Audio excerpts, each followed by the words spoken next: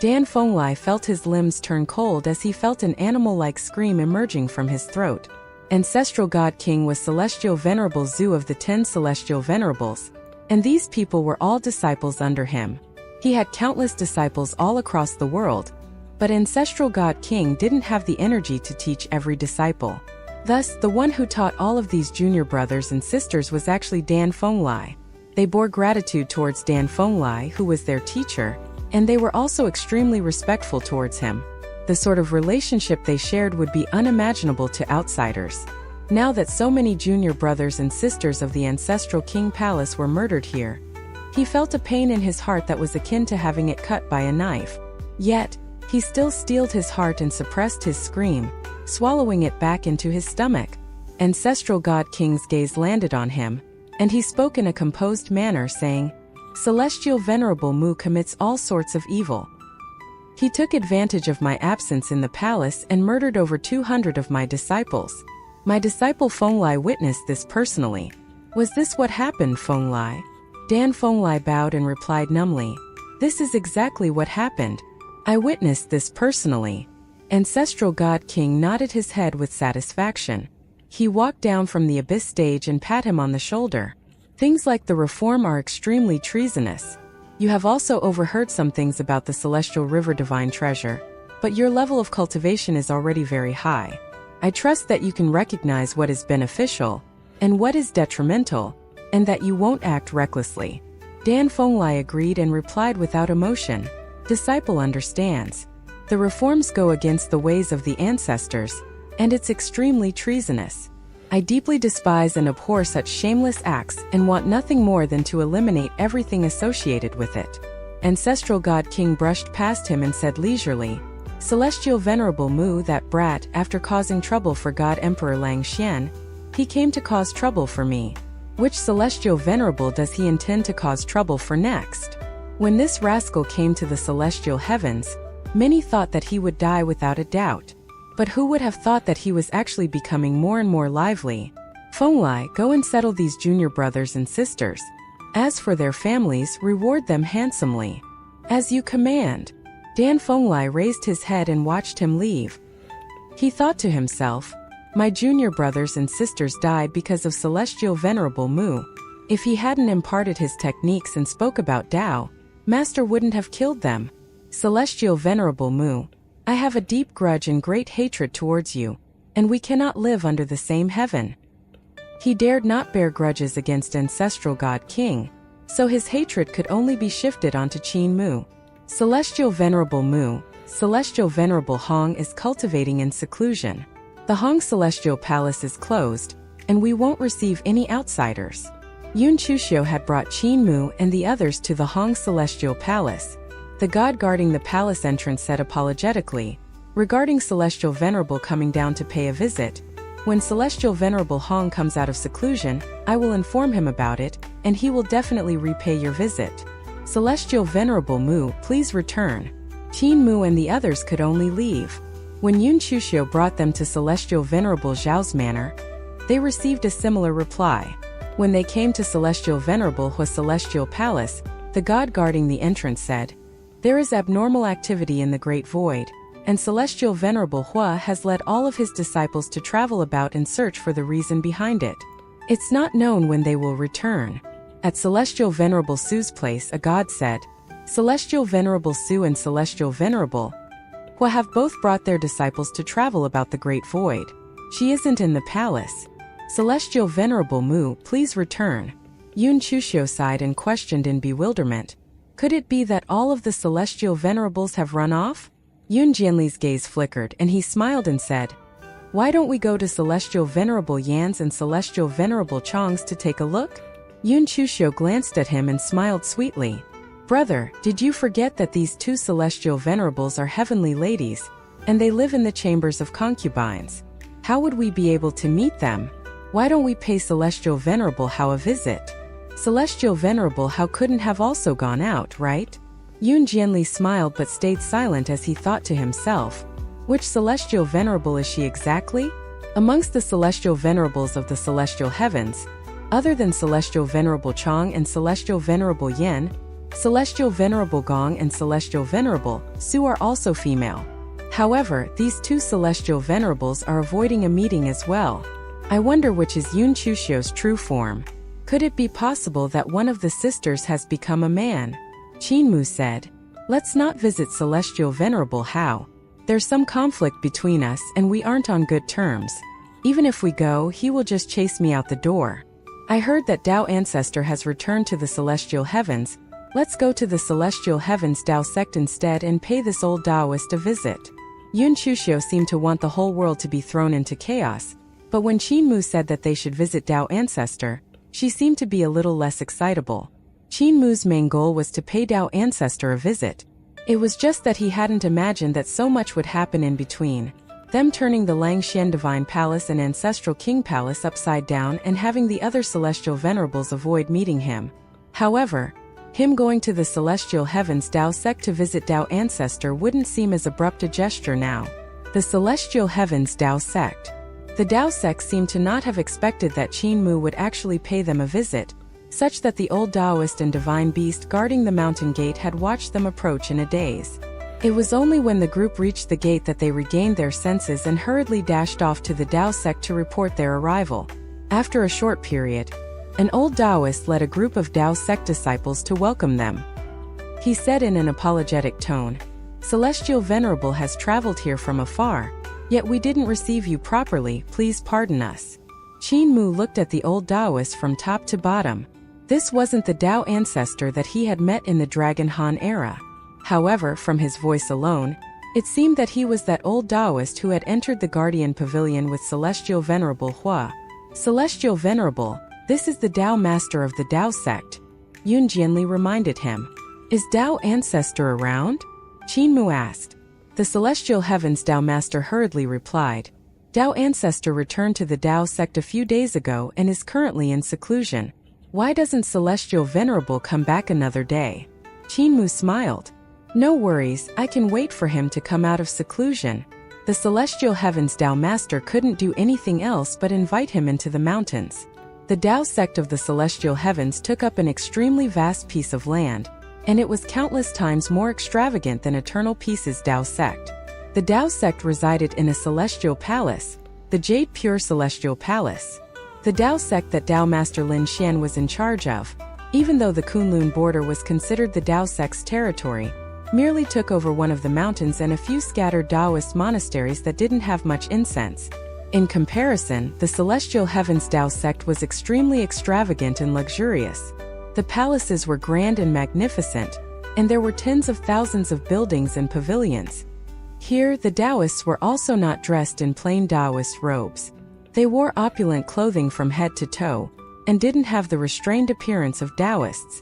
They even had maids and retainers who helped to take care of all their living needs.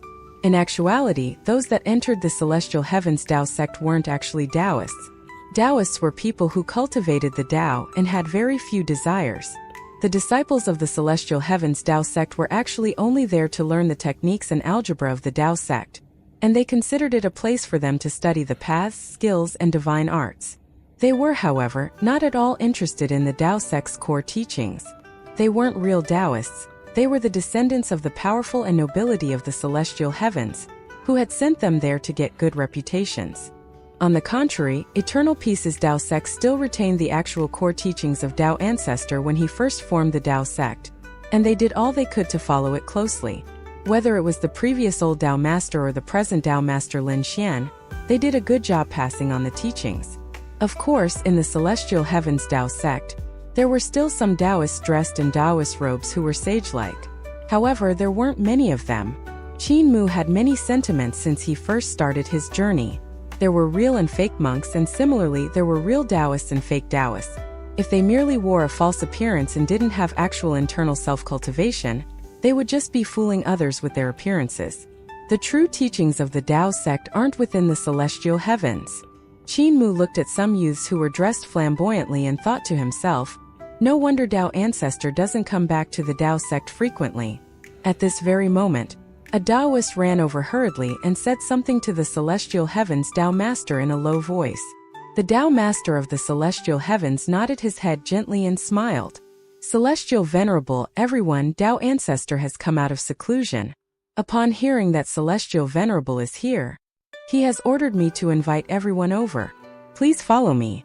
Qin Mu was overjoyed, and he followed after him with the rest. Yun Chuxiu smiled. Celestial Venerable Mu went to visit the various Celestial Venerables, but none of them dared to meet him. Tao Ancestor is quite brave, seeing that he actually dares to meet Celestial Venerable Mu. The Tao Master of the Celestial Heavens quickly smiled in an apologetic manner. Tao Ancestor is just the Tao Ancestor of our Tao sect. How would he dare to be compared to the other Celestial Venerables? Celestial Venerable has come to pay a visit. Tao Ancestor wouldn't dare to refuse the meeting. They came to the main hall of the Tao sect. This main hall was positioned where the Numinous Sky Hall should be in the Jade Pure Celestial Palace, but it wasn't built according to the architecture of the Numinous Sky Hall. In contrast, this main hall was unexpectedly shabby-looking. It was a Taoist temple that was built out of a straw hut and had a radius of 6 to 7 yards around it. It was also not guarded by divine beasts. Qin Mu saw that there were 2 toads at each corner, on the left and right sides of the stone steps by the door. The 2 toads seemed to have some intelligence. Upon hearing the sound of footsteps, their eyes bulged out of their heads, and they slowly opened their eyelids to glance at them as they croaked. Following this, the 2 toads retracted their eyes back into their heads, covering them up tightly and flatly. Yenner leaped off of Qin Mu's shoulder and used her beak to knock on the head of one of the toads. The toad slowly bulged out its eyes again and asked in a leisurely manner, "What is it?" "It can speak." Yenner got a shock, and she jumped 2 steps back before asking vigilantly, "Are you monsters?" The toad rolled its eyes and replied with displeasure, "Can't you speak too? I'm not the same. I'm a half-god while you're a toad." Yenner hopped forwards and laughed. "If you are of a mortal species, then you shouldn't be able to speak. Unless, of course, you have cultivated to become a demon." The toad replied, "I am Tao and not a toad, so naturally I can speak." Yenner was incredibly shocked. The dragon Qilin pushed his huge head forwards and asked curiously, "You are Tao? Who told you that?" "The old Taoist told me." The toad wore a serious expression and continued, "He said that Tao was toads and that he wanted to seek Tao and required our help. Thus, he brought us over here to guard his door." "You won't understand, retreat." Yenner and the dragon Qilin squinted at each other. Qin Mu followed the Celestial Heavens Tao Master into the small run-down-looking temple. The Tao Master turned around and smiled apologetically to Yun Jianli, Qi Jiui, and the others. "Tao Ancestor will only see the Celestial Venerable. Please hold your steps." Yun Jianli and Qi Jiui quickly replied, "It's fine. Tao Master, please go ahead." They were all aware that although this Tao Master of the Celestial Heavens Tao sect looked like a subservient and mindless old Taoist, he actually had immeasurable abilities and was an existence that was only inferior to Tao Ancestor within the Tao sect. However, Yun Chuxiu was a little unhappy, as she wanted to enter and listen to Tao Ancestor and Qin Mu's conversation. Yet, the Celestial Heavens Tao Master guarded the door with a smile on his face. It was evident that he didn't intend to let anyone else other than Qin Mu inside. This sloppy Taoist is acting all mysterious and sneaky. What exactly is he up to? Yun Chuxiu snorted coldly. Qin Mu walked into the straw hut and saw a sloppy-looking old Taoist sitting by a green lamp. Upon seeing him, the old Taoist stood up and smiled. "Celestial Venerable Mu, it's been a long time since we last met." Qin Mu smiled. "It's been a long time." The old Taoist took off his wooden hairpin to pick at the lamp wick as he smiled. "There are ears everywhere, Celestial Venerable. Let's have our conversation in the lamp." A flower made of light with blinding radiance burst out of the green lamp. When the light reverted to its original state, the old Taoist and Qin Mu had already vanished without a trace. When Qin Mu's vision was restored, he realized that they had already arrived within a heavens that was within the wick. The entrance to the heavens was a flame in the shape of a candle flame. This flame was thousands of yards tall, and it was incredibly astonishing. Tao Ancestor was right beside him, and he said leisurely, "The outburst of the eternal peace calamity, the interception of the reforms of eternal peace, and Celestial Venerable Mu coming to the celestial heavens. When I heard about all of this, I hurried back here, intending to help out so as to repay the enlightenment you once gave me.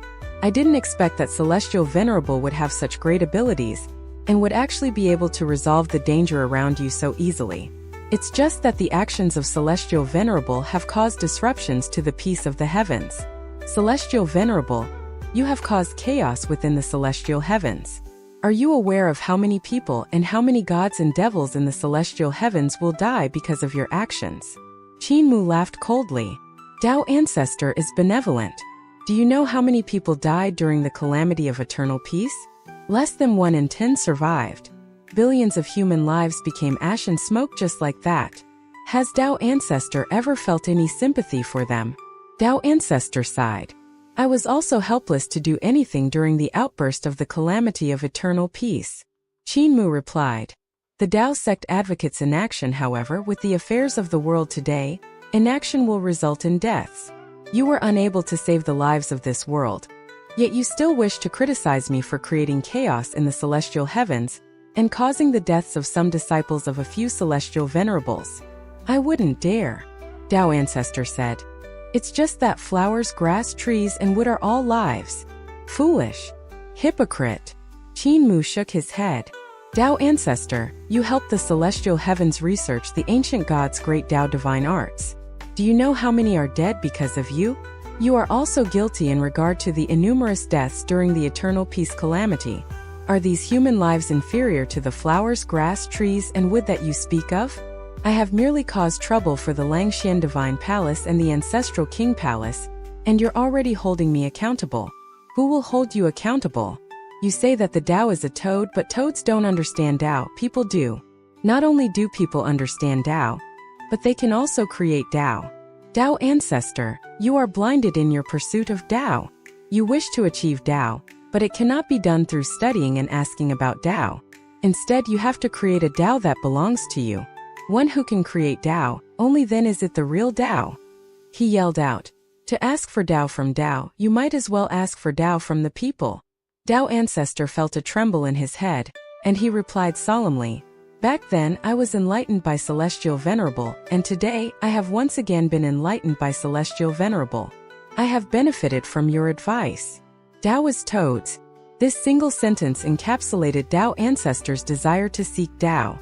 Tao Ancestor never cared about anything else when seeking Tao. He couldn't even settle his own basic needs and relied on Brahma Buddha's help. When Qin Mu returned to the first year of the Dragon Han era and saw the two of them, it was Brahma Buddha who came to beg and acquired spirit pills to keep both of them alive. Then Tao Ancestor was fully focused on Tao, and he didn't care about anything else. Tao is toads. He thought of the ancient gods as Tao and thus toads. He used algebra to analyze them. During this million years worth of time, he refined classic algebra to its greatest potential. He used it to analyze the great Tao of the ancient gods and morphed it into runes before helping the 10 celestial venerables construct the celestial heavens realm. He no longer needed Brahma Buddha to beg for him. Qin Mu's point about him asking for Tao from Tao implied that he was asking for Tao from the ancient gods. Ancient gods were the embodiment of Tao, and by asking for Tao from them, the Tao would still be there regardless of his begging. He hadn't created at all. Qin Mu also talked about asking for Tao from people, which referred to people with the powers of creation. There was no sword path before people existed. People created the sword path.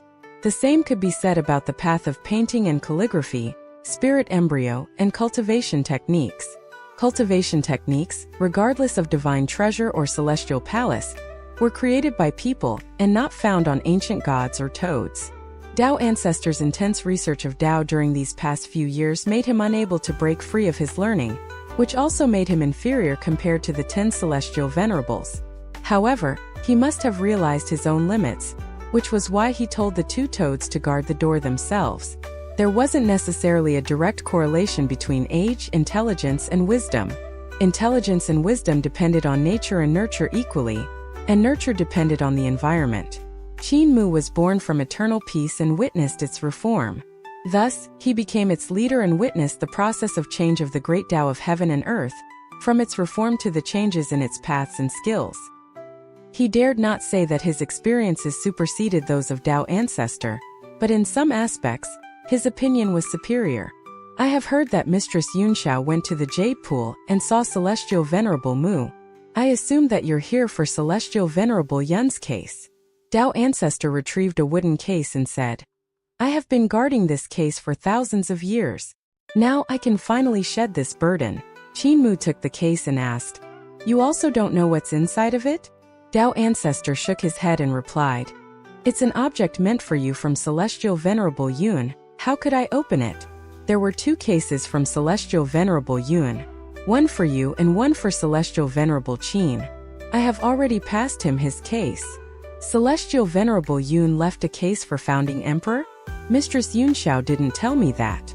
Qin Mu was curious and asked, What was in Celestial Venerable Qin's case? Dao Ancestor laughed. I was beside Celestial Venerable Qin when he opened it. It was a topographic map of a place called the Great Void, which I didn't observe in detail. The Great Void. Qin Mu felt agitated and asked, I just visited Celestial Venerable Hua and Celestial Venerable Su, and I heard that there were some peculiarities in the Great Void. They brought their disciples to tour the area. What is the Great Void? Dao Ancestor shook his head and replied, I don't know, only the 10 Celestial Venerables do. I have only heard about it and don't know what's there, nor where it is. However, I do know that when Celestial Venerable Qin received the topographic map, a calamity occurred, and he went to Carefree Village. Rumor has it that Carefree Village is in the Great Void. The 10 Celestial Venerables care a lot about the Great Void, because they want to know what happened to Celestial Venerable Qin. Qin Mu fell into deep thought. The Great Void, Carefree Village, and the world visualized by the Masters of Creation. What was the link between these 3 things? He witnessed the prehistoric Masters of Creation coalesce a consciousness unbelievably stronger than any of theirs in the relief sculptures of the Blood Rust Zone. They created another world out of nothing at all in an attempt to distance themselves from this chaotic world and the killings of the ancient gods. Thus, could the world that was created by these Masters of Creation be the Great Void? Would Carefree Village be within the Great Void then? Both Qin Hanjin and Princess Consort Zhen talked about the dangers lurking within Carefree Village. What was that supposed to mean? Qin Mu had numerous questions that he couldn't answer. Qin Mu opened Celestial Venerable Yun's case and was stunned. Within it was a small sacrificial altar. It was too small, around 3/10 of an inch in length and only as tall as 2 fingers stacked together. It was very compact to be put in such a case. Qin Mu wanted to retrieve the small sacrificial altar from the case, but he realized that his hand grew smaller when it entered the case. As a result, his hand couldn't reach the bottom. The interior of this case is very large, and the altar isn't as small as it looks. Qin Mu carefully examined the case and its altar before suddenly discovering something unbelievably minuscule on the altar. He sent forth his magic power and used his vital qi to create a palm, which he sent into the space in the case, retrieving the item on the altar. Qin Mu recalled his vital qi and found a cubic seal in his hand that was slightly larger than his palm. This seal is... He couldn't help but ponder. The seal wasn't large and was translucent, and it was made from an unknown forged substance that barely allowed him to see the markings on his palm. It was a seal, but there were no words on it, unlike ordinary seals. The only thing on top of it was a complex sculpture of a mountain. He played with it before handing it to Dao Ancestor and asking, "Can you find out what secrets this seal contains?" Dao Ancestor meticulously examined it, and an eye suddenly appeared in the heart of his eyebrows, giving off limitless starlight. It was the Heaven Eye Divine Art. After a while, the Heaven Eye on his forehead closed itself before another eye appeared. It carried with it blazing Yudu Devil flames. It was the Eye of Earth Count. He dispersed it and used the various divine arts of various ancient gods, but he couldn't discover the secrets of the seal. "I can't see the secrets within the seal." Dao Ancestor shook his head and returned the seal to him. Since Celestial Venerable Yun was so serious about handing it to Celestial Venerable, it must contain a deeper meaning. Qin Mu was agitated as he opened his third eye to carefully examine it. At that moment, Shu Jun's voice appeared, saying, "This was the Imperial Seal of Grand Emperor Ju Yushi. It's a precious artifact formed by coalescing his consciousness." Qin Mu used his third eye to observe it, and immediately discovered something unusual with the Imperial Seal. It was an object formed by coalescing an unbelievably strong consciousness. In his third eye's point of view, it morphed into an extraordinarily tall emperor that stood in the center of his palm. His gaze fell on this emperor's body, and he instantly felt that his consciousness was under attack. It was instantly forced into his body, and the heart of his brows was squeezed to the point of collapse. Qin Mu immediately closed his third eye, and Shu Jun's voice continued. How could the treasure of Grand Emperor Zhu Yushi end up here? It symbolized his authority. During his time, he carried it around when he went around the universe, and it exterminated all races that didn't submit to his rule. When his seal appeared, corpses appeared in a radius of 10,000 miles. No one dared to disobey him. However, he should have died during the siege of the ancient gods, so why would his seal appear? The attack on Qin Mu's consciousness left him with a cracking headache. It was only after a moment that he recovered slightly and asked, Shu Jun, how can one unleash the Grand Emperor's seal's potential? Shu Jun laughed. Give me all of your essence, blood, and consciousness for the next 3 years, and I will teach you how to unleash its potential. It's extremely powerful and has killed countless masters of creation, patriarchs, and ancient gods created by billions of races. None of them could counter its power. Give me your essence, blood, and consciousness for the next 3 years, and I can allow you to harness its power. Forget it. Qin Mu ignored him and muttered to himself, what could Celestial Venerable Yun mean by leaving this seal behind? He gave Founding Emperor a topographic map of the Great Void, and gave me the Grand Emperor's seal. These two items are likely linked. Dao Ancestor was shocked. Celestial Venerable Mu knows the name of this seal? He put away the seal and laughed. I know a few things about it. It was formed by coalescing Grand Emperor Zhu Yushi's consciousness. However, I don't know how to activate it. Dao Ancestor, you were on good terms with Celestial Venerable Yun, right? Dao Ancestor continued. After I managed to accomplish things and stand out amongst the human race, Celestial Venerable Yun found me and asked me about my algebraic attainment. We talked for quite a long time. For me, one could use my Tao of algebra to break the great Tao of the ancient gods and overthrow their rule. He talked about the events regarding Celestial Venerable Yun finding him. At that time, Celestial Venerable Yun was already Celestial Emperor of the Heaven Han Celestial Heavens, and belonged to the Dragon Han Celestial Heavens in name only, ruling all life forms after the beginning on behalf of ancient Celestial Emperor. The Dragon Heaven Celestial Heavens was ruled by Celestial Venerable Hao, who ruled over all half-gods. The two Celestial Heavens often fought one another, the battle between half-gods and life forms never ceasing. The battle between the races lasted hundreds of thousands of years during the Dragon Han era, and countless people died. However, in name, both Celestial Heavens were branches of the Dragon Han Celestial Heavens, as ancient gods still ruled the world. The strife between the half-gods and life forms after the beginning merely secured the ancient gods' rule. The Heaven Han Celestial Heavens and Dragon Heaven Celestial Heavens still paid tribute to the ancient gods. If they didn't pay tribute, the ancient gods of the Dragon Han Celestial Heavens would descend and help the other side in the conflict, punishing anyone who disobeyed its authority. So much blood was shed that it formed rivers, and so many people died that their corpses formed mountains.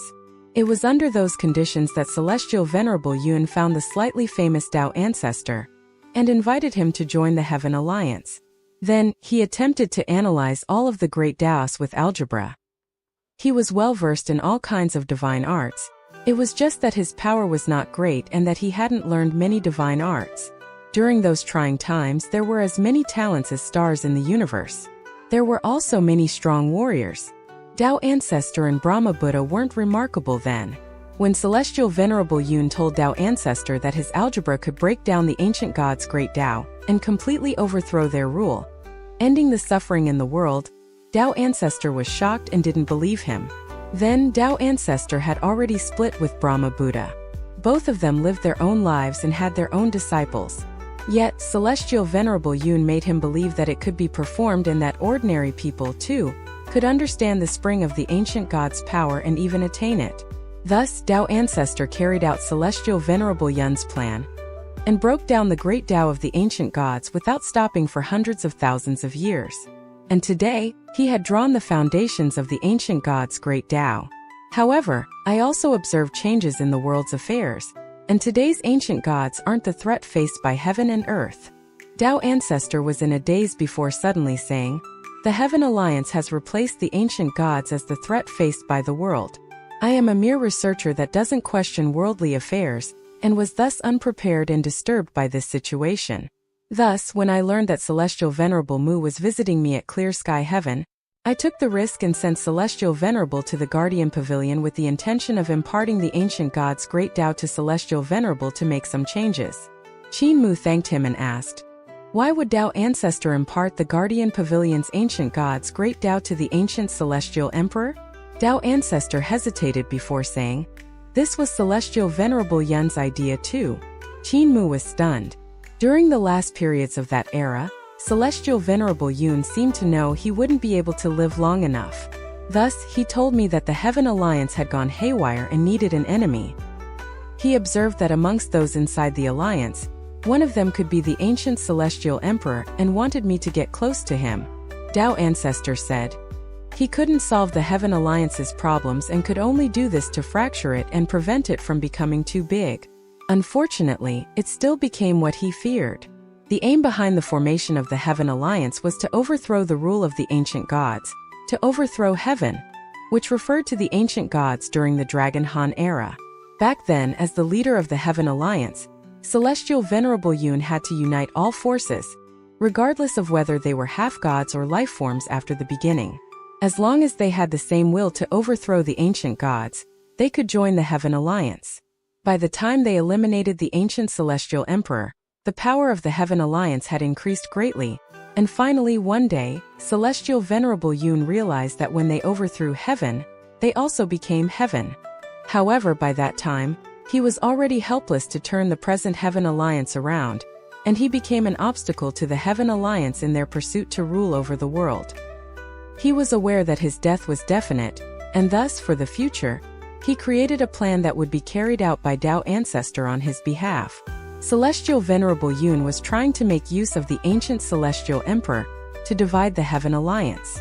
If it was necessary, the ancient Celestial Emperor could also be exposed, so that the Heaven Alliance would temporarily give up on suppressing the lower bound and shift their attention to fighting the ancient Celestial Emperor instead. Tao Ancestor continued, "By doing that, the lower bound would have a chance to develop." Qin Mu's heart trembled violently. Celestial Venerable Yun truly had great foresight. The Heaven Alliance wouldn't allow the ancient Celestial Emperor to be revived no matter the circumstances. Only when the ancient Celestial Emperor was dead would they be invincible. If the ancient Celestial Emperor was revived, all their efforts would be for naught. This was because any of the other ancient gods had their own shortcomings and weaknesses, and they also had to follow the rules of the Great Tao. However, the ancient Celestial Emperor didn't. He wasn't restrained by the great Tao of heaven and earth. This sort of Celestial Emperor was the most terrifying. If they knew that the ancient Celestial Emperor hadn't been completely eliminated, that his soul had reincarnated and infiltrated into the 10 Celestial Venerables, the alliance that was formed by them would immediately crumble and disintegrate. If they knew who the ancient Celestial Emperor was, they would drop all the grudges amongst themselves to come together and eliminate him. Then, during the outbreak of the Eternal Peace Calamity, why didn't Tao Ancestor announce the identity of the ancient Celestial Emperor? Qin Mu questioned. He felt a pang of sorrow in his heart. So many had died during the calamity of Eternal Peace, and it was also his most helpless period, his most demoralizing period. He was almost unable to recover from this setback, but for the sake of those who had survived, he too had pulled through and walked out a brand new path. However, if Tao Ancestor had announced the identity of the ancient Celestial Emperor back then and diverted the attention towards the ancient Celestial Emperor instead, perhaps the calamity of Eternal Peace wouldn't have occurred. Tao Ancestor shook his head. It wasn't the right time. Qin Mu's voice was hoarse. Not the right time? Then when will be considered the right time? How many lives must be taken before it's the right time? Tao Ancestor had a deep gaze. During the founding Emperor Calamity, I didn't expose the ancient Celestial Emperor, and the Eternal Peace Calamity wasn't the right time either. The crucial problem here is that the abilities of the ancient Celestial Emperor aren't sufficient to go up against the Heaven Alliance of today.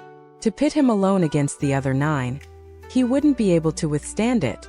After he dies, The lower bound won't have any capabilities or measures to resist the Heaven Alliance.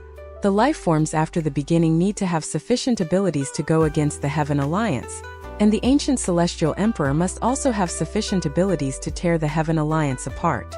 Only then will it be the best time. His expression was apathetic. As the executor of Celestial Venerable Yun's plan, I have to be completely rational and wait for this moment to arrive. Before that, regardless of the number of deaths, I still have to continue waiting. Qin Mu was silent for a moment. Which Celestial Venerable is the ancient Celestial Emperor? Celestial Venerable Mu, I won't reveal it to you. Dao Ancestor continued with a calm expression. You aren't suitable to be the executor of Celestial Venerable Yun's plan.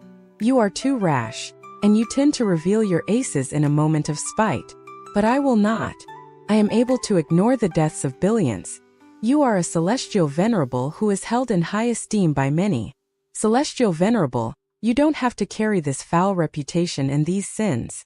Such sins and such a foul reputation are to be borne by the executor of Celestial Venerable Yun's plans. His old face revealed a trace of a smile. I have been preparing for this for over 500,000 years. Celestial Venerable Mu, don't steal my credit. Qin Mu clasped his hands and bowed to the ground, and Dao Ancestor hurriedly returned his bow. I'm just a reckless brute, a nobody. By some stroke of fate and chance, I transmigrated to the first year of the Dragon Han era, and was merely lucky to be able to meet the seniors and distinguished predecessors of that era, even eventually becoming a Celestial Venerable. Yet, I hold the title of Celestial Venerable with nothing to back it up. I accomplished nothing before I returned to the present times. Qin Mu sighed ruefully. Comparatively, you have all fought for your cause, sacrificing yourselves and bleeding for it. I am unworthy of the title of Celestial Venerable. It is you all who are worthy of it. Dao Ancestor replied. Imparting the way to become a god and letting the world know that there is still a Celestial Heaven's realm. Just this alone makes you worthy of the title of Celestial Venerable. Moreover, what Celestial Venerable has done isn't limited to this. Celestial Venerable Mu, perhaps you should leave the Celestial Heavens soon. Qin Mu jolted slightly, not knowing what he meant. Dao Ancestor continued. Celestial Venerable How has come to visit me to inquire about something. He asked if it was possible to make use of the Creation Divine Weapon in the Patriarch Creation Palace to forge a Celestial Venerable Mu. He wanted me to create a Celestial Venerable Mu. At the Jade Pool incident the other night I was there too, and I observed you for a long time. A few days ago, I handed over the blueprint of Celestial Venerable Mu to him. Qin Mu was tongue-tied. Dao Ancestor you. Dao Ancestor replied calmly. Even if I hadn't given him the blueprint of Celestial Venerable Mu, he would have been able to find others skilled in algebra to create a Celestial Venerable Mu for him. Thus I gave it to him. After Celestial Venerable How has made use of the Creation Divine Weapon to create a new Celestial Venerable Mu, he will find an opportunity to kill you, and then replace you with the Celestial Venerable Mu that he created.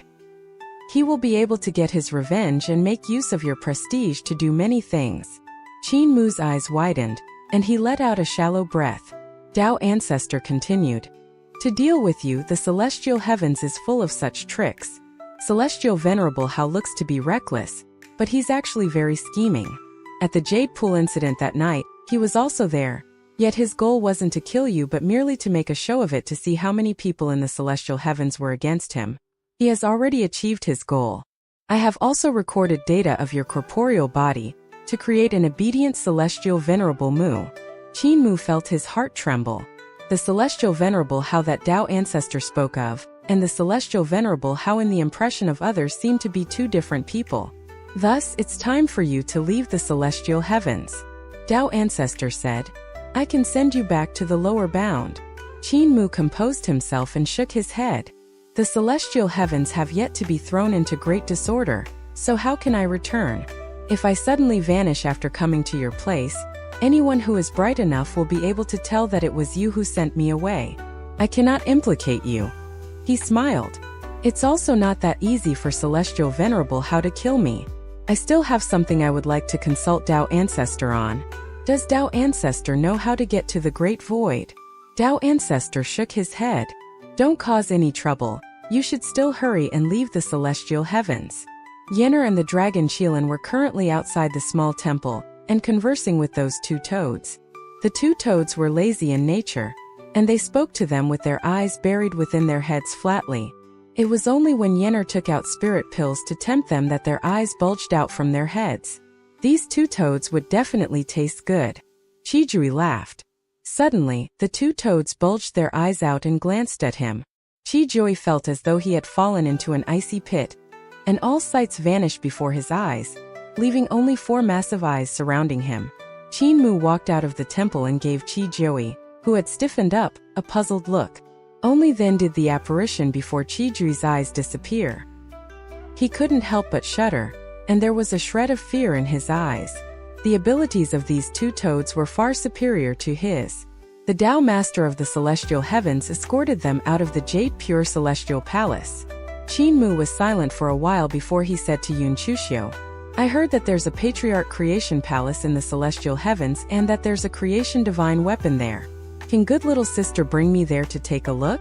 I intend to use the Patriarch Creation Palace to build a few spirit energy mutual shift bridges, so it will be more convenient to travel between the Celestial Heavens and the lower bound." Yun Chuxiu rolled her eyes at him and then burst out giggling. "Calling me good little sister." Qijui and Yun Jianli felt their hair stand on end as they looked at the other two with terrified expressions. This woman was either Celestial Empress or Mistress Yuanmu. Yet Qinmu had actually dared to call her good little sister. This Celestial Venerable Mu who has come up here from the lower bound. Do you know how many ways there are to write out the character for death? Yun Jianli's heart suddenly beat violently as he thought to himself, "Oh yes, I also called Yun Chuxiu little sister previously. I am also one who doesn't know death. I better go down to the lower bound soon." Spirit Energy Mutual Shift Bridge? Yun Chuxiu asked curiously. To make it more convenient to travel between the lower bound and the Celestial Heavens? Is Celestial Venerable not afraid of the gods and devils of the Celestial Heavens, going to the lower bound to trample on the living beings of eternal peace? With a solemn expression, Qinmu replied, "Eternal peace has already pledged allegiance to the Celestial Heavens. We are subordinates of the Celestial Heavens and are very loyal to the Celestial Heavens. Good little sister, the Celestial Heavens won't go against the honest and faithful. I'll be d*net if I believe you." Yun Chuxiu burst out giggling, her eyes rolling about mischievously before she replied seriously, "Give the Spirit Energy Mutual Shift Bridge blueprint to me, and I will help you forge a few." Opening up the world barrier of the Celestial Heavens and the lower bound is an extremely significant event. You have yet to gain power in the Celestial Heavens, so you won't be able to make decisions on this. It has to be approved by a Celestial Venerable. Qinmu took out the blueprints for the Spirit Energy Mutual Shift Bridge and handed them all to her. The blueprints were numerous and stacked tall. Yun Chuxiu pulled out a few pieces, and upon seeing the algebra runes on them, she couldn't help but frown. Seeing all of these blueprints annoyed her and she said, "This should still be handed over to the Tao sect. I'll let the Tao sect take these to the Patriarch Creation Palace to build the Spirit Energy Mutual Shift Bridges. Brother, Celestial Venerable Brother Jiu, I'll head off first." She took off quickly with the blueprints and headed towards the Jade Pure Celestial Palace as she thought to herself, "This Spirit Energy Mutual Shift Bridge is quite useful. It can connect the Celestial Heavens to the other heavens, and it's not limited to only the primordial realm. If these Spirit Energy Mutual Shift Bridges can be built, then I'll be able to rule over even more heavens and worlds." Qinmu, Qijui, Yun Jianli, and the others headed towards the Jade Pool instead. Yun Jianli had doubts brewing in his heart, and after suppressing it for a while he finally asked, "Why did Celestial Venerable hand the Spirit Energy Mutual Shift Bridge blueprints over to Yun Chuxiu? This Spirit Energy Mutual Shift Bridge is of great use, and if the Celestial Heavens and the Primordial Realm are connected, the gods of the Celestial Heavens can head to the lower bound at a whim, and the Primordial Realm won't have an opportunity to react. The rule of the Celestial Heavens will only become even more stable." Qinmu nodded and smiled. The eternal peace of today is merely a tiny vassal state under the Celestial Heavens. It's not like we will rebel, so what is there to be afraid of? The doubts in Yun Jianli's heart grew even more. "I don't believe that you would be so stupid that you don't know what the Spirit Energy Mutual Shift Bridge can be used for. What exactly are you planning?" Qinmu didn't reply to him directly. Instead, he smiled and said, "With the Spirit Energy Mutual Shift Bridge, you will be able to go down to the lower bound too. You won't have to stay in the celestial heavens." He had set a future strategy for eternal peace. To resolve the 8 rules that the ancient celestial emperor had set to curb the eternal peace reforms, one of the most crucial plans was to let eternal peace develop its manufacturing side such that it would be able to forge the divine weapons for the celestial heavens. For this to happen, trade routes would have to be opened up. To transport goods from eternal peace to the celestial heavens, even with the Phoenix ship that had incomparable speed, it would take about a year for a round trip. If regular ships were used instead, the round trip might even take 100 years. The Spirit Energy Mutual Shift Bridge would be able to open up the trade routes, reducing the transportation time for trade between eternal peace and the celestial heavens significantly. This way, eternal peace's path of making use of manufacturing to restore the country would also be considerably shorter. If the Spirit Energy Mutual Shift Bridges were forged across the innumerous heavens and worlds and trade was opened up, allowing eternal peace to crowd out the manufacturing industries of the other worlds and heavens, then the rebellion of the innumerous heavens and worlds would also happen a lot sooner. However, the Spirit Energy Mutual Shift Bridge couldn't be built by him. If it was suggested by him, it would only lead to suspicion from the other celestial venerables. The simplest and most effective way around it was to hand it over to Celestial Empress and let her build them instead. After Celestial Empress built the bridge, in order to benefit from it, the other celestial venerables would also start to build the bridges. From there, the innumerous heavens and worlds would be connected, and Qin Mu would have achieved his goal. They had yet to reach the Jade Pool when a god suddenly stood in their way and bowed. "Celestial Venerable Mu. Celestial Venerable Hao would like to invite you to the Hao Palace to attend a banquet." Qin Mu's heart jumped and he sneered. "We have a grudge between us, and his banquet is definitely nothing good. I'm not going." The god was taken aback. Qin Mu walked off quickly, and Yenner, who was perched on his shoulder, saw that there were many fine goosebumps raised on the back of his neck. This rascal Celestial Venerable Hao must have already made use of the creation divine weapon to create another me. Inviting me to the banquet is probably just a front to kill me. They had yet to reach the Jade Pool when another lady came forward. "Young Master Yun, Mistress Yun Xiao asks you to return." Yun Jianli had never seen this person before, and he was confused, but he still followed after her and left. After a while, a god under Red Deity of the Southern Heaven blocked their path and bowed. Red Deity misses Young Master and asks Young Master to return and meet her. Qijui was shocked. "My master is here? Isn't she in the lower bound? Second brother, come along with me." The Dragon Qilin looked towards Qin Mu. Qin Mu's heart trembled slightly and he said, "Just go ahead." Qijui and the Dragon Qilin followed after the god and left together. Qin Mu smiled. Later on, there will be someone from South Deity Zhukei's side who will come and ask Sister Yenner to go and meet South Deity. Yenner was puzzled and she laughed. "How do you know that?" Qin Mu didn't answer. After a period of time, another goddess really came forward, smiling. "Princess Yen, South Deity misses you. She asked me to come and invite the princess to return and meet her." Yenner looked at Qin Mu, and Qin Mu nodded his head gently. The meeting of a mother and daughter is important. It must not be delayed. Yenner followed after the goddess and left. Qin Mu returned to the Jade Pool, going back to the slow winding pavilion. Awaiting his arrival was another Qin Mu, who was standing in the pavilion with his hands behind his back. Qin Mu walked towards the pavilion and stood side by side with the other Qin Mu, as they both looked at the Jade Pool's surface. Celestial Venerable Mu doesn't seem surprised at all. The other Qin Mu glanced at him and laughed. "If I saw another one of myself, I would certainly scream in shock before eliminating him. In this world I am unique." Qin Mu smiled back. "If the celestial heavens can create more than 10 celestial venerable, yes, it should be easy to create another me. This body was created in the celestial heavens Patriarch Creation Palace, right? Looks like it was. However, even if they could create an exact copy of me, it would be outdated in the next moment." The other Qin Mu observed every action of his and imitated his actions and his tone before pointing out, "The goal wasn't to create another you but to replace you. By doing so, you will die quietly while the other you still lives on." He imitated every minute action of Qin Mu's and vividly said, "After you die, You will still live on as a leader of eternal peace's reform. You will still be Celestial Venerable Mu, and remain in your accomplices' midst. Earth Count, Heaven Duke, and the others won't see any flaws. These ancient gods still want to preserve your life, and expect the invincible Great Wizard to revive them. You gave these corrupt beings hope, yet you will have died unexpectedly. Qin Mu tilted his head, and his third eye emerged from his eyebrows. He inspected this body before saying, "You are Celestial Venerable How? You lost to me twice." The Qin Mu on the opposite side's pupils contracted as an eye emerged between his eyebrows. It opened as fast as Qin Mu's third eye, a clear imitation of him. His eye's pupil was hexagonal too.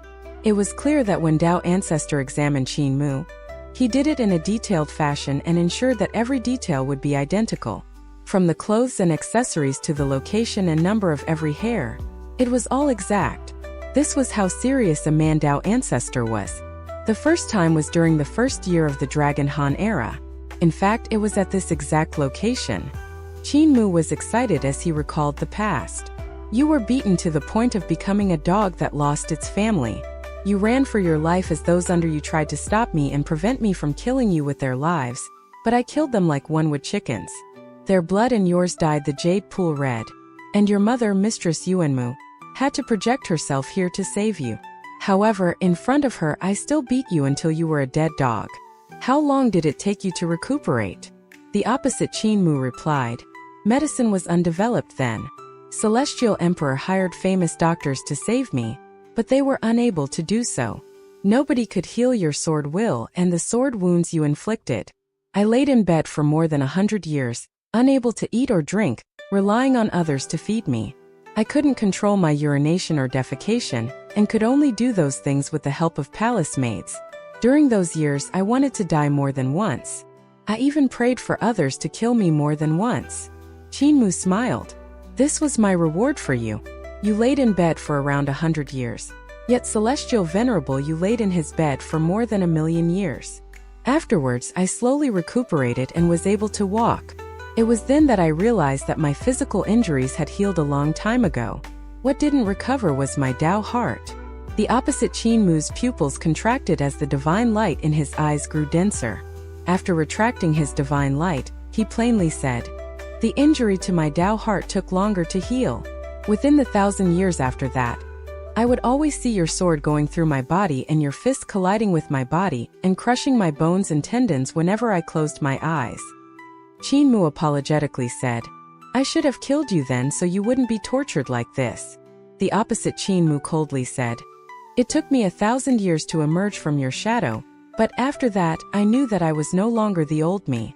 I was then a mere knife in my father's hand that he used to get rid of the future potential rival to his position. Celestial Venerable you. You made me die once before giving me a new life. From then on I swore to live for myself." He was still imitating every action of Qin Mu's as he continued. I started to become steady and impassive.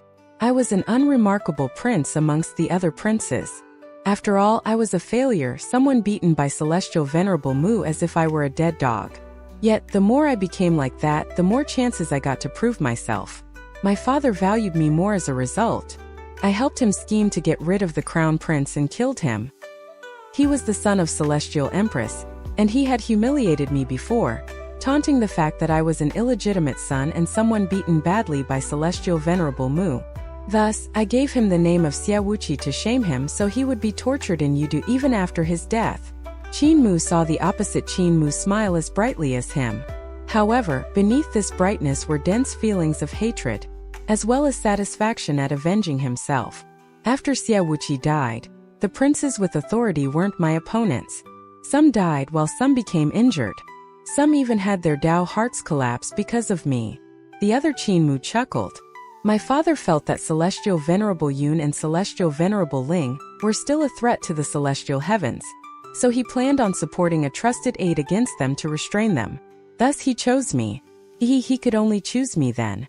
Consequently, I came to the primordial realm and established the Dragon Heaven Celestial Heavens to go against Celestial Venerable Yun and others, fighting to the death.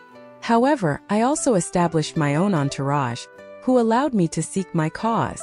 Qin Mu praised him. Celestial Venerable, how you grew up. It was all thanks to you. The other Chinmu's smile grew to be purer. His smile glowed like a sun as it became that of a boy, and he said, I fought Celestial Venerable Yun for a long time, and the humans and life forms were too weak to be proper opponents of half-gods. Thus, to inspire confidence, he morphed into an image of you to fight me. How laughable. He couldn't help but say, I was indeed scared then until I found out that Celestial Venerable Mu wasn't you. As great as his imitation was, he couldn't fool me. A vague expression somewhat akin to smiling and crying appeared on his face. Who could understand you like me? You were the devil who appeared in countless nightmares of mine. Celestial Venerable Yun was too naive to imitate you. Yet, I never exposed him in front of everyone and instead told him about my plan. Thus, I, the person you hate so much, joined the Heaven Alliance. I killed Celestial Venerable Yu, which made me hated universally by humans and you, but I still joined the Heaven Alliance and became one of its elders. This was because he wanted to deal with my father with me. He observed Chinmu's expression in an attempt to find traces of disappointment from it, but none appeared. I conspired with him and designed a plan to get rid of my father. At the same time, I constantly placed half-gods inside the Heaven Alliance to fight against him. Not only did I want to get rid of my father, but I wanted the Heaven Alliance too. He smiled. I succeeded and he failed. It was a simple sentence, yet it contained a hair-raising past. Chinmu smiled. Even if you succeeded, the Heaven Alliance still didn't fall into your control entirely. You experienced the second setback of your life because of me again. The opposite Chinmu didn't deny it. In fact, he nodded. I had never seen your true appearance. I built Celestial Venerable Yu to become the strongest weapon, aiming to get rid of Mother Earth in the lower bound. Yet, I never knew that the great wizard who resurrected her was you. You used her to strike at me with the move that incapacitated me for more than 100 years. The shadow in my heart re-emerged, and I was thus hurt by Mother Earth. This was taken advantage of by humans and, as a result, I lost the primordial realm. However, that was a mere surprise attack. He seemed nonchalant about the past as he plainly said, Today, your worth is no longer as great in my eyes. My cultivation has grown greatly, and I have a greater understanding of Tao. When I think about the battle at the Jade Pool now, it's merely for a laugh aimed at my youthful immaturity then. He gazed at the waves on the Jade Sea and leisurely said, I don't hate you now. The hatred I express now is a mere smokescreen. You no longer have a place in my Tao heart. You are a mere tool for me to exploit. Additionally, a trace of a smile glowed on his face, and it grew and grew. Additionally, you are dying today. I have staged a perfect death for you. Do you see those palace maids at the Jade Pool? During the night of the Jade Pool incident, the god officers and the army of gods and devils that were sent to announce the imperial decree were sent by me, and the palace maids were changed with my consent. Everyone, from the divine turtles that bear the divine mountains in the Jade Sea to the flower spirits in the lotuses, are my subordinates. He turned around with a sweeter smile on his face. Your entourage was also drawn away by me. I placed people in the Yun residence, Red Deity residence, and South Deity residence. It was easy to draw them away. If I kill you here, nobody will know. Not even Earth Count or Heaven Duke will know that the real Celestial Venerable Mu has died. Chinmu sighed. Celestial Venerable, how? I didn't know that your stratagem was so deep. Seems that I can hardly escape. It's just that, this Celestial Venerable Mu that you created, are you sure that it's my opponent? He smiled. You put in so much effort to create this Celestial Venerable Mu. And ensure that it's exactly the same as me. In order to ensure that you don't raise the suspicions of the other Celestial Venerables and the ancient gods, you had to ensure that he was at the Divine Bridge realm too. Such a body can't tolerate your primordial spirit, for it's too strong. You can only use a shred of consciousness to control this body. However, I have killed many Divine Bridge realm practitioners and ruined 2 weapons that are akin to yours. The other Chinmu's smile was as bright as the sun, which was chilling to see. In such a short time, he achieved such a great degree of similarity that one would have a hard time telling the difference. You underestimate my accomplishments during these million years. During this time, I analyzed and fought with you countless times in the depth of my consciousness. You and I have actually fought billions of times. He laughed without restraint. In the past you won more than you lost, but as I grew the chances of you winning declined. By the founding emperor era I had defeated you. After that, every time I fought you in my consciousness, I was merely experimenting with the simplest way to kill you. By the high emperor era, I only needed one move to kill you. Self-confidence brimmed out of him as he smiled and said, I arranged the move to kill you, and it's called the 100 move to kill Mu. It contains 100 divine arts, and by today in my consciousness, you will have died before you strike. Qin Mu's pupils contracted. His aura grew dramatically as his sword pellet flew out. When he struck, he used the second move of Raising Calamity Sword. At the Jade Pool meeting then, he used this move to heavily injure Celestial Venerable Hao while he was under the projection of Mistress Yuemu to the point where he couldn't take care of himself unless helped. Now this Raising Calamity move was even more powerful with even more changes to its moves.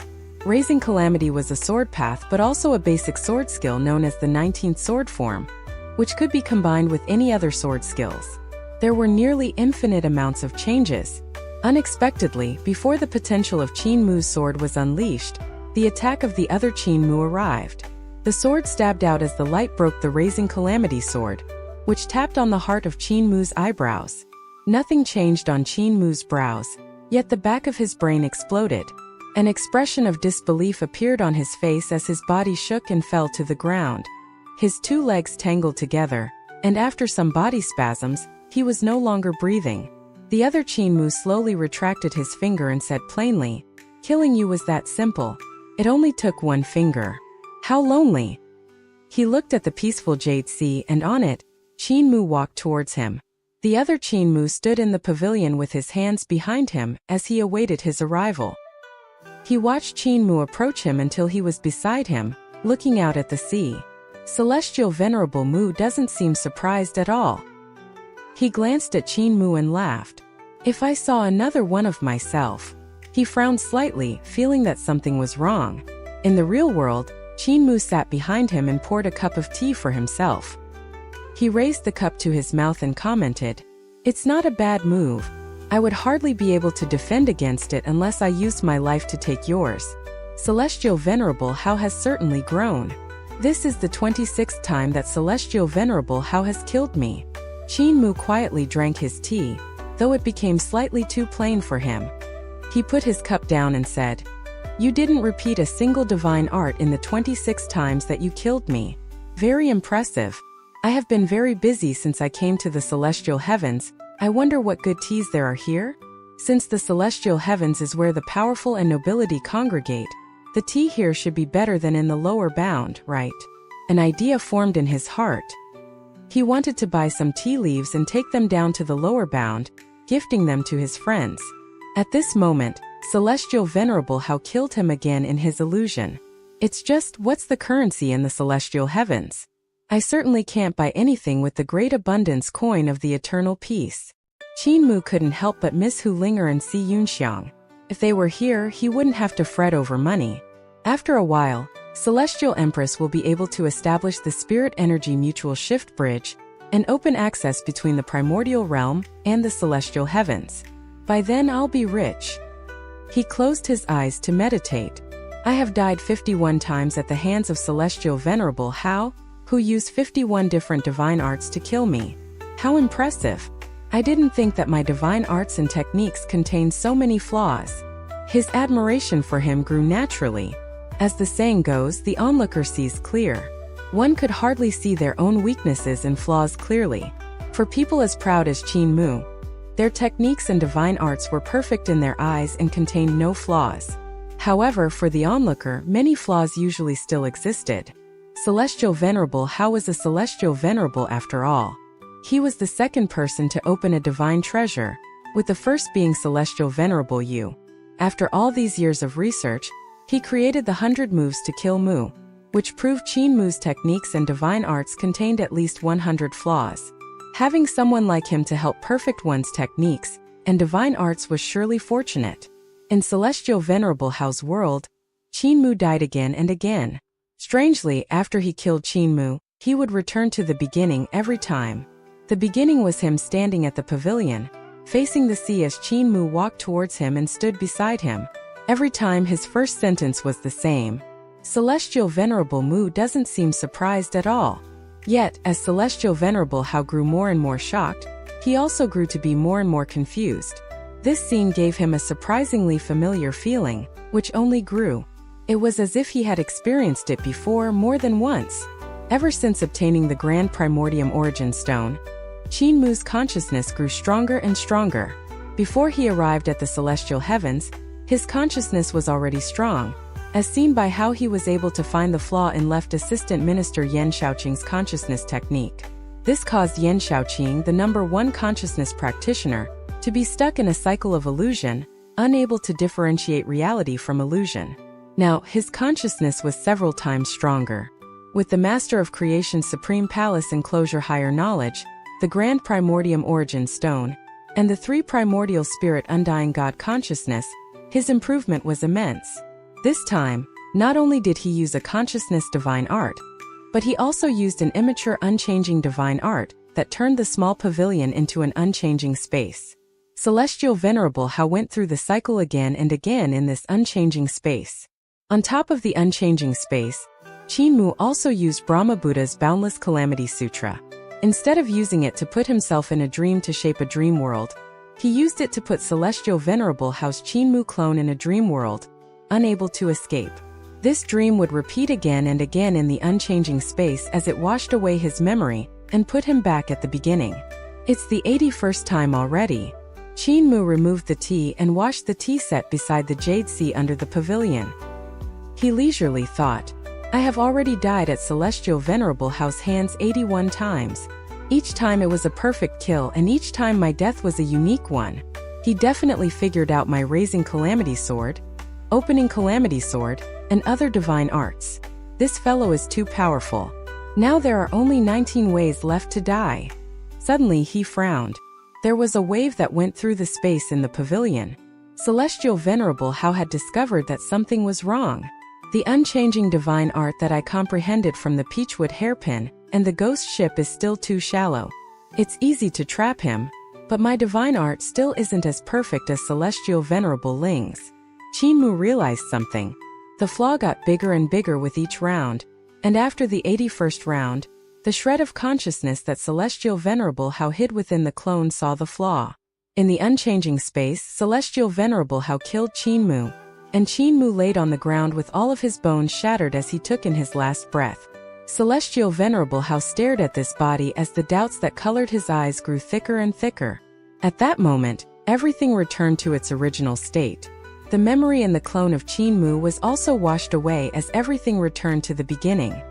He stood beside the pavilion, looking at the jade sea, and on it, Qin Mu walked towards him. The doubt coloring Celestial Venerable Hao's face became even thicker as he looked back at the pavilion. Within it, a pair of bloody detached feet remained. He turned around to look at the Qin Mu approaching from the sea. The approaching Qin Mu lacked feet, yet he was perfectly stable when walking. His face revealed his confusion, and as his confusion receded, his third eye grew clearer and clearer. How daring of you to play such a trick in front of me! An unbelievably strong consciousness bombarded the unchanging space of the pavilion from outside. At that moment, the world surrounding Celestial Venerable Hao's clone of Qin Mu fell apart, and the real jade pool appeared in front of him. Cold sweat broke out on his forehead as he sensed that something was wrong. Thus he unleashed another wave of consciousness to dismantle Qin Mu's spell, and prevent himself from being stuck in this cycle. However, a bombardment by his real consciousness would alert the other strong practitioners of the celestial heavens who would come to investigate. This would deprive him of the chance to kill Qin Mu silently and replace him. The plan of creating a new Celestial Venerable Mu to replace Qin Mu collapsed.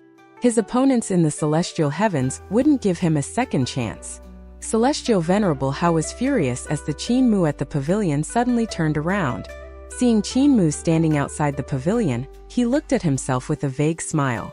Celestial Venerable Hao's frame of mind recovered quickly as he smiled and complimented. Great trick, Celestial Venerable Mu. Foolish me is impressed. Well said, well said. Qin Mu asked, concerned. Celestial Venerable Hao isn't shocked, are you? You only displayed 82 moves out of the 100 moves to kill Mu. and are left with 18 ways undisplayed. Shall we restart and try again? Celestial Venerable Hao's heart turned cold as he replied, I think not. You should. From Qin Mu's third eye, a sword pellet slowly flew out, changing its shape midair to form a treasure sword.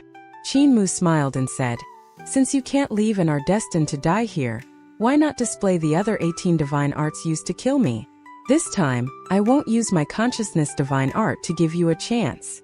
In the sky above the Jade Sea, terrifying waves of consciousness arrived. It was impeccably dense and disrupted the meteorological phenomenon, causing booming thunder to fill the skies. Many of the strong practitioners in the celestial heavens were alerted and sent their consciousnesses to scout the jade pool without going themselves. Qin Mu laughed. Maybe you can use your remaining 18 divine arts to kill me, or maybe you will die in my hands. Celestial Venerable Hao's Qin Mu narrowed his eyes in a fashion very similar to Qin Mu. Qin Mu frowned as even now he was still imitating him.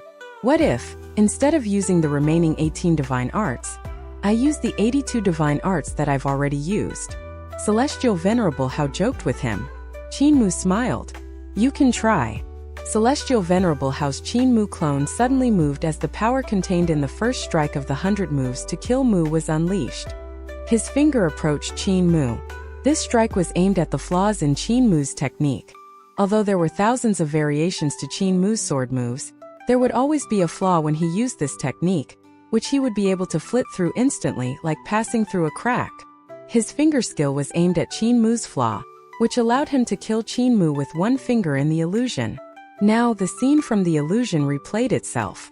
Qin Mu raised his Raising Calamity sword to defend himself with the same unimaginable changes. Yet, in the next moment, a beam of light from the sword flashed through, and the finger of his Qin Mu clone was chopped off. It fell into the Jade Sea harmlessly. Celestial Venerable Hao changed his divine art, and he used the 8th move out of his 100 moves to kill Mu. Beams of light burst forth from his 3 eyes, and they collided, reflected, and formed 1,000 nets. In the illusion, he used this move to break Qin Mu's technique and cut him into countless pieces.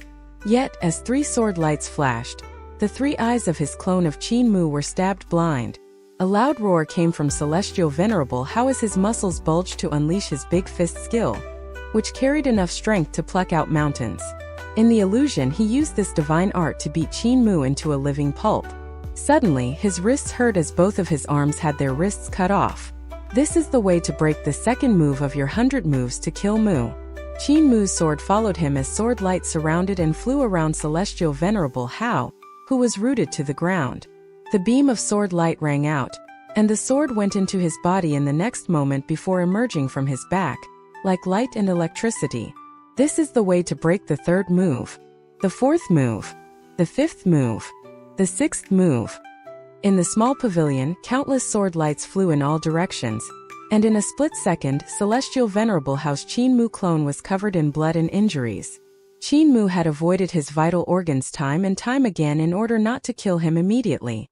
Those sword lights stabbed not just the clone of Qin Mu, but also the heart of Celestial Venerable Hao figuratively. It used the bloody truth to show him how useless the effort and hard work he put in over the past 1,000,000 years was. The 100 moves to kill Mu that he worked so hard to create was broken by Qin Mu after just one use. Not only did he break it, but he also used the flaws it pointed out to modify his own Overlord Body 3 elixir technique and cultivate his sword moves, making his techniques and divine arts more perfect. On top of that, Qin Mu also abandoned the sword pellet and executed punches, kicks, and divine arts. The flaws in his battle techniques and divine art decreased. Soon the 82 moves in the 100 moves to kill Mu were broken one after another. Qin Mu's clothes fluttered as the sword pellet flew back into the heart of his brows. In the pavilion, Celestial Venerable Hao's clone of Qin Mu was completely covered in blood. What's the 83rd move? Qin Mu inquired. The bloody clone of Celestial Venerable Hao smiled peculiarly. You will know them eventually, Celestial Venerable Mu. I will impart the remaining 18 ways to my disciples, and they will kill you. His consciousness rapidly dissipated, only leaving behind laughter and a proclamation saying, You still have 18 flaws and they will kill you 18 times. How stubborn! Qin Mu gave a cold humph as he raised his finger. The brain of the Qin Mu clone exploded as his body wavered and fell into the Jade Sea. The other surging consciousnesses in the sky couldn't help but feel dumbstruck when they saw the scene. As soon as we arrived, we saw Celestial Venerable Mu killing Celestial Venerable Mu, a voice silently said. Celestial Venerable Hao recalled his shred of consciousness and looked unwell. The experiences felt by this shred of consciousness of his were instantly reflected in his brain. Although Qin Mu wiped the memory of this shred of Celestial Venerable Hao's consciousness, there were still major flaws in his unperfect, unchanging divine art. He investigated and instantly knew how many ways of the 100 ways to kill Mu he had used. Is it Brahma Buddha's Boundless Calamity Sutra? Brahma Buddha's technique was a cultivation technique. Although this old monk handed over the Boundless Calamity Sutra, few in the celestial heavens could learn this cultivation technique of his. He couldn't help but frown. Brahma Buddha's Boundless Calamity Sutra was extremely difficult to learn. In the past, he would never impart his Boundless Calamity Sutra to outsiders. It was only when he saw the bad situation of today that he voluntarily handed the sutra to the celestial heavens. However, the Boundless Calamity Sutra required extremely high cultivation on the path of Buddha. Without experience from someone who was on the path of Buddha, one wouldn't be able to learn it. Although Brahma Buddha was the one who opened Buddhism, he was younger than Celestial Venerable Hao, which made it unlikely that Celestial Venerable Hao would study the path of Buddha. If one had to learn from scratch, one would take countless years to completely comprehend the path of Buddha's scriptures and learn the Boundless Calamity Sutra. Of course, Brahma Buddha also hid away some stuff. The Boundless Calamity Sutra was a cultivation technique from the school of mind. This technique could be learned by understanding Buddhist scriptures slowly with a high enough Buddha nature and a peaceful state of mind. Alternatively, it could be learned by having it taught directly in one's dreams, without the need for comprehension. Both techniques had their own pros and cons. The first technique yielded greater comprehension levels and was what one considered to be true learning. For example, Devil Ape Zhang Kong, Rulai Ma, Monk Ming Xian, and Sakura Buddha belonged to the first category. They had Buddha nature and were at a high realm for their peaceful state of mind.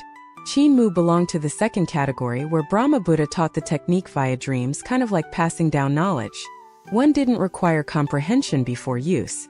However, one could only use it without understanding its principles and with little comprehension. Qin Mu couldn't even explain how the Boundless Calamity Sutra's cultivation technique worked. Master, do we need to create another Celestial Venerable Mu? A half-god walked forward, bowed, and asked. Celestial Venerable Hao shook his head and replied, No, Qin Mu is a mere small figure that's not worth my energy. My enemy isn't him. It's the ancient gods and the other celestial venerables. Currently, the situation is becoming more optimistic, as we can now differentiate friends from foes. If I spend too much energy on Qin Mu, I'll lose big due to small mistakes. He laughed. Kunwu, choose 18 outstanding disciples and send them to me.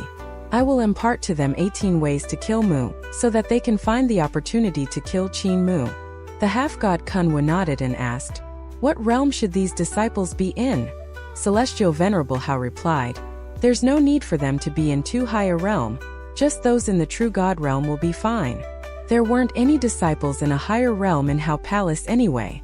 Those who accomplish things in cultivation would be sent out for appointments in the celestial heavens by Celestial Venerable Hao to rule the various heavens. One couldn't form a large force by congregating their disciples. By appointing them as leaders of armies, they could flourish and ensure that he had power on all levels of society. Kunwu bowed and went down to choose 18 disciples. Not long after, Kunwu brought 18 disciples with him. Although Celestial Venerable Hao had quite a lot of disciples, he rarely taught them himself, so Kunwu had a greater understanding of his disciples than he did. Most of the time, he gave the job to his most proud disciples and only occasionally taught them himself. Those who could receive the Celestial Venerable's true teachings were few and far between. Even the ancient Celestial Emperor's disciple Yin Qiling didn't receive the true ultimate art from Celestial Emperor. What she received was merely runes from the ancient gods' great Tao that were arranged by Tao Ancestor. She was merely imparted a couple of great divine arts by Celestial Emperor. It was the same for the 18 people brought forth by Kunwu. Celestial Venerable Hao looked at these 18 people and frowned as he said, These disciples are too weak, they aren't much stronger than Qin Mu.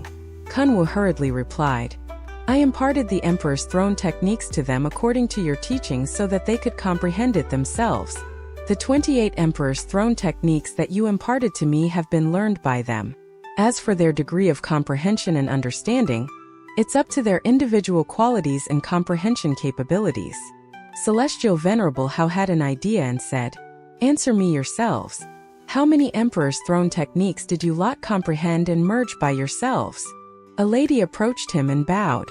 I am disciple Xiao Yufang, and I have comprehended the 4 symbols calamity technique, Great Green Watery Jade Sutra, and Delighted Yin and Yang technique, which I merged together to be ranked into the small celestial heavens techniques. Celestial Venerable Hao nodded and said, Merging these 3 Emperor's throne techniques will allow you to be ranked into the small celestial heavens techniques. It's just that it's not enough since the traitorous Qin Mu also knows 3 or more Emperor's throne techniques. Another lady with a purple shirt approached and bowed. Disciple Hua Anxiu here. I have understood the Boundless Mingdu Sutra, Xuandu Mahayana Sutra, 4 symbols calamity technique, and 9 phoenix towards the sun technique. I have already merged these 4 Emperor's throne techniques. Celestial Venerable Hao laughed. Your strength barely makes the cut. A young man bowed. I am disciple Pan Chunjing, and I have comprehended the Greenwood Great Desolation Sutra, Southern Dutian King Sutra, Boundless Mingdu Sutra, and Delighted Yin and Yang technique. One young god after another came forward to list the techniques they cultivated. Although Celestial Venerable Hao kept his real ultimate technique to himself, he didn't forbid his disciples from learning the many Emperor's throne techniques in Hao Palace. The number of techniques they could learn was dependent on their capabilities. Although the disciples that Kunwu chose were gods, they usually only merged 3 or 4 Emperor's throne techniques. The most one merged was 5. All of them were small celestial heavens techniques and were unremarkable. Of course, such people would be the best genius-level figures in the outside world. In the thousands of worlds in heavens, Emperor's throne techniques were extremely rare. In some worlds, one could hardly find an Emperor's throne technique.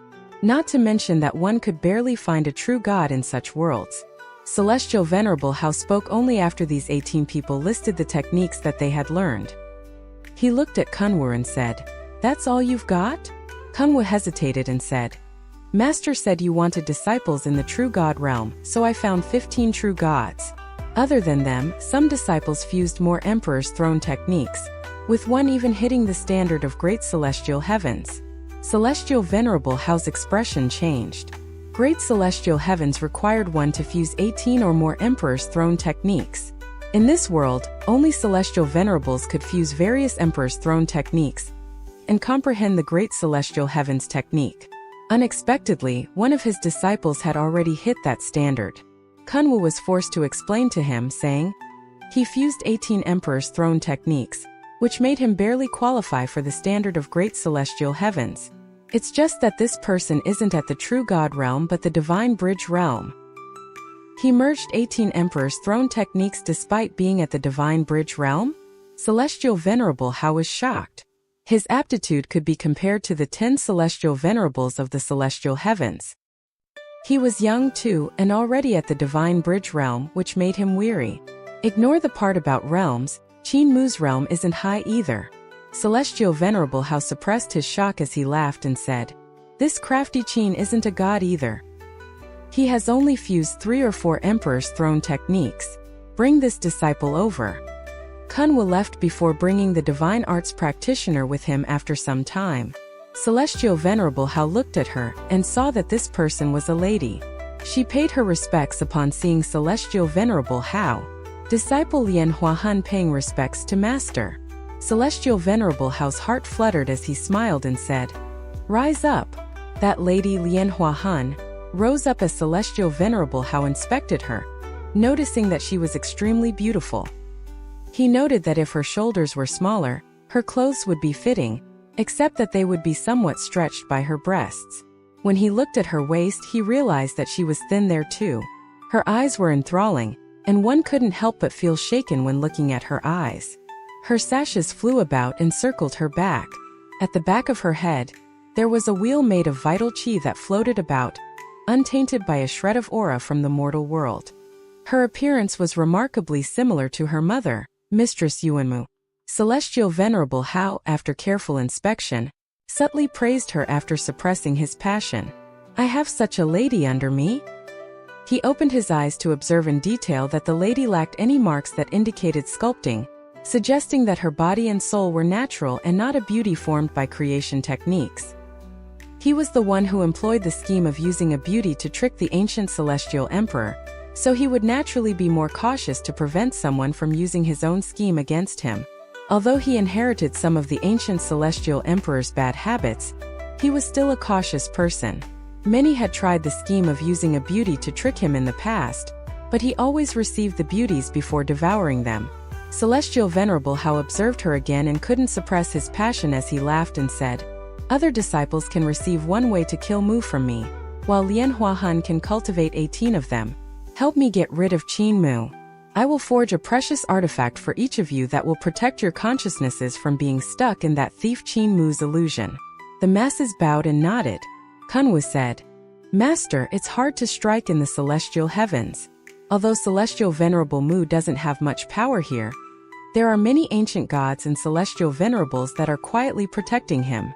Celestial Venerable Hao silently thought before saying, Celestial Venerable Hua and Celestial Venerable Su went to jointly explore the Great Void and discovered many pitfalls there. Celestial Venerable Hua sent a message back saying that the place is very dangerous, and that the celestial heavens should send out an army to suppress it. Since we can't kill him here, we can kill him in the Great Void. Finding a reason to send him to the Great Void shouldn't be too difficult. Kunwu nodded. Kunwu, withdraw. The rest of you will stay here. I will impart to you the 18 ways to kill Mu. Celestial Venerable Hao's gaze fell onto these 19 people, and shook when he looked at Lian Huahan. It was a recurrence of a bad habit he inherited from Celestial Emperor.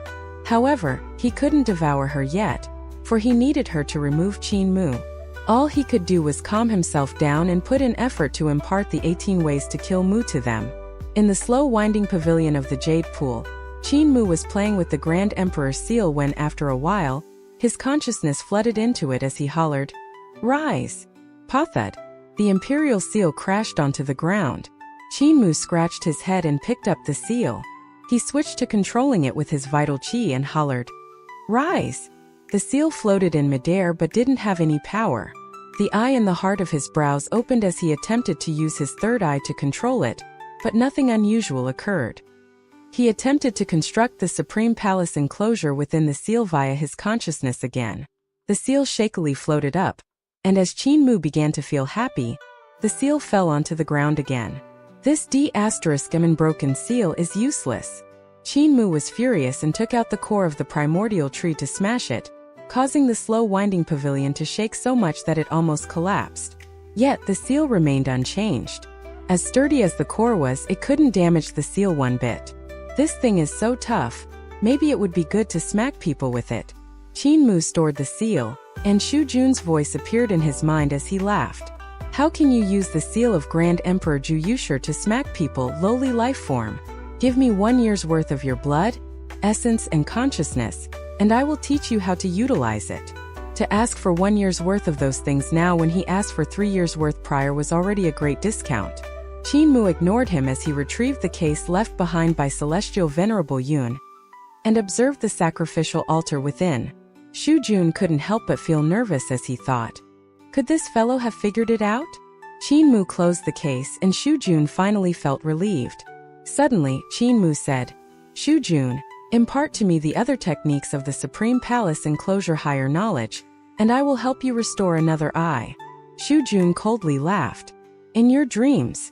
The Supreme Palace enclosure higher knowledge is only 1/3 of the complete technique. Does it only cost 1 eye for me to impart everything to you? At least a brain is required. Besides, you still haven't found the Master of Creation in the celestial heavens for me. You still haven't fulfilled your promise." Qin Mu was so angry that he laughed. "Old schemer, our deal was that I would find the Master of Creation for you, and that you would impart the technique to cultivate consciousness. However, you only imparted 1/3 of it, and you have the guts to say that I didn't fulfill my promise." Shu Jun coldly laughed. "I only said that I would teach you how to use the Grand Primordium Origin Stone to cultivate, not give you the complete technique. Thus, I didn't renege on my promise." Qin Mu was so angry that he trembled. Yue asterisk asterisk. The ball of flesh on the origin stone's sacrificial altar also trembled out of anger as it shouted, "You too." After a while, Qin Mu smiled gleefully and suggested, "Impart to me the full technique, and I will give you the essence, blood, and consciousness to restore your head. How does that suggestion sound?" Xu Jun considered it before agreeing. "Sure. I need you to cooperate earnestly with me, with no tricks by either of us." Qin Mu nodded, thinking, "I will restore your head, but not your brain, ears, the other eye, mouth, teeth, or tongue. I will only restore an empty head." After Xu Jun imparted the heavenly market enclosure higher knowledge to him, he immediately used the qi, blood, and consciousness from Qin Mu to restore his corporeal body. As for Qin Mu, he tried out the technique. When circulating the Supreme Palace enclosure higher knowledge and heavenly market enclosure higher knowledge, they felt like two different types of consciousness techniques. Hence, he had to divide up his energy to simultaneously control two different circulation paths. He couldn't help but ask suspiciously, "Even with the heavenly market enclosure higher knowledge and Supreme Palace enclosure higher knowledge, I am unable to fill up the Grand Primordium Origin Stone. This technique is still 1/3 short. Also, these two techniques are separated and not one body. Are you imparting other techniques to fool me? Little brat, what was my existence when I was alive? Would I lie to a lowly figure like you? You will first have to restore half of my head before I impart the purple forbidden enclosure higher knowledge to you." Xu Jun laughed coldly. The purple forbidden enclosure higher knowledge is the framework for the three enclosures higher knowledge. Only with this can you finally command the three knowledge, combining them into one body. From your character and conduct, I realize you are sinister and cunning, and I am unable to trust you. You have to first let me recover half of my head before I impart the purple forbidden enclosure higher knowledge to you. Qin Mu was furious. "You haven't known me for long and have already seen through me? A person's character is determined since childhood. Even though I haven't known you for long, I have seen very clearly what your moral character will be like for the rest of your life. Let's stop the idle talk. Quick, supply me the qi, blood, and consciousness." Qin Mu gritted his teeth as he circulated his qi and blood, mobilizing his consciousness towards the sacrificial altar in the Grand Primordium Origin Stone. Immediately, the big ball of flesh on the sacrificial altar greedily absorbed his qi, blood, and consciousness, using the power of the sacrificial altar and Grand Primordium Origin Stone to regrow its flesh. Soon there was another big ball of flesh beside the existing ball of flesh. The corners of Qin Mu's eyes twitched. This fellow used my qi, blood, and consciousness to restore his other eye. If this fellow manages to recover his brain before his skull, wouldn't I be on the losing end? Xu Jun was swallowing the qi, blood, and consciousness at an extraordinary speed. Within a short span of time, Qin Mu was as thin as a stick, trembling as he refined some spirit pills to nourish his qi and blood. Xu Jun's second eye had been restored. There were two balls of flesh on the sacrificial altar, each opening with a pop, revealing two large eyeballs. He hurried Qin Mu. "Quick! Faster! You are such a weak life form, too delicate. You are slow, even in recovering qi and blood." Qin Mu snorted and was quite unhappy. "You fools of prehistory! If your qi, blood, and consciousness were so strong, why were you wiped out by the ancient gods?" Xu Jun was furious. The two big eyeballs bounced around on the sacrificial altar. "What do you know? It was because we weren't united. Grand Emperor Zhu Yushir had his own thinking and didn't put up much of a fight. Perhaps he has already joined the enemy. Some surrendered and a great number ran off to create another world. If none of this happened, would we be so miserable?" Qin Mu was focused on recovering his qi and blood. When they had been restored to their peak, Xu Jun emptied them again. "If he starts to construct his brain, I will put him to death." Qin Mu thought to himself ruthlessly. He heaved a sigh of relief when he saw Xu Jun constructing his skull. If Xu Jun had indeed restored his brain, Qin Mu was worried he wouldn't be his match anymore. At that point, Xu Jun's consciousness would greatly surpass his, and killing and replacing him wouldn't be a difficult task. Now Xu Jun still had a use for him. He was alive and Xu Jun was dead, meaning Xu Jun had to rely on him. If this master of creation was brought back to life, the situation would reverse. Once Xu Jun had completed his skull, Qin Mu immediately stopped providing him with consciousness, qi, and blood. Shu Jun held himself back as his 2 eyeballs moved into his eye sockets. He then imparted the full details of Purple Forbidden Enclosure higher knowledge to Qin Mu, waiting for him to master it, so that he could supply him with qi, blood, and consciousness. Qin Mu's heart was bursting with joy. He immediately tried to combine the Purple Forbidden Enclosure higher knowledge, Supreme Palace Enclosure higher knowledge, and Heavenly Market Enclosure higher knowledge. This time around he executed the 3 enclosures higher knowledge. He saw the Purple Forbidden Enclosure higher knowledge forming 39 constellations and 163 star gods. The Supreme Palace Enclosure higher knowledge had formed 20 constellations and 78 star gods, while the Heavenly Market Enclosure higher knowledge formed 19 constellations and 87 star gods. When the 3 enclosures higher knowledge was fully executed, it formed a great overarching heavenly cycle that filled up the inside of the Grand Primordium Origin Stone. Qin Mu instantly felt his own consciousness increasing rapidly. There are 78 constellations and 328 star gods. Compared to the star gods of the Great Heavenly Cycle, the numbers don't seem right. There should be 360 constellations in the stars of the Great Heavenly Cycle. Qin Mu thought quietly to himself, in that case, the 3 enclosures higher knowledge isn't the master of creation's best technique. There should be other techniques that are above the 3 enclosures higher knowledge. On the sacrificial altar, the skeletal head opened its eyes to examine the starry sky that was inside the Grand Primordium Origin Stone. He saw many images of ancient gods appearing in the sky of this red-colored world, looking remarkably lifelike.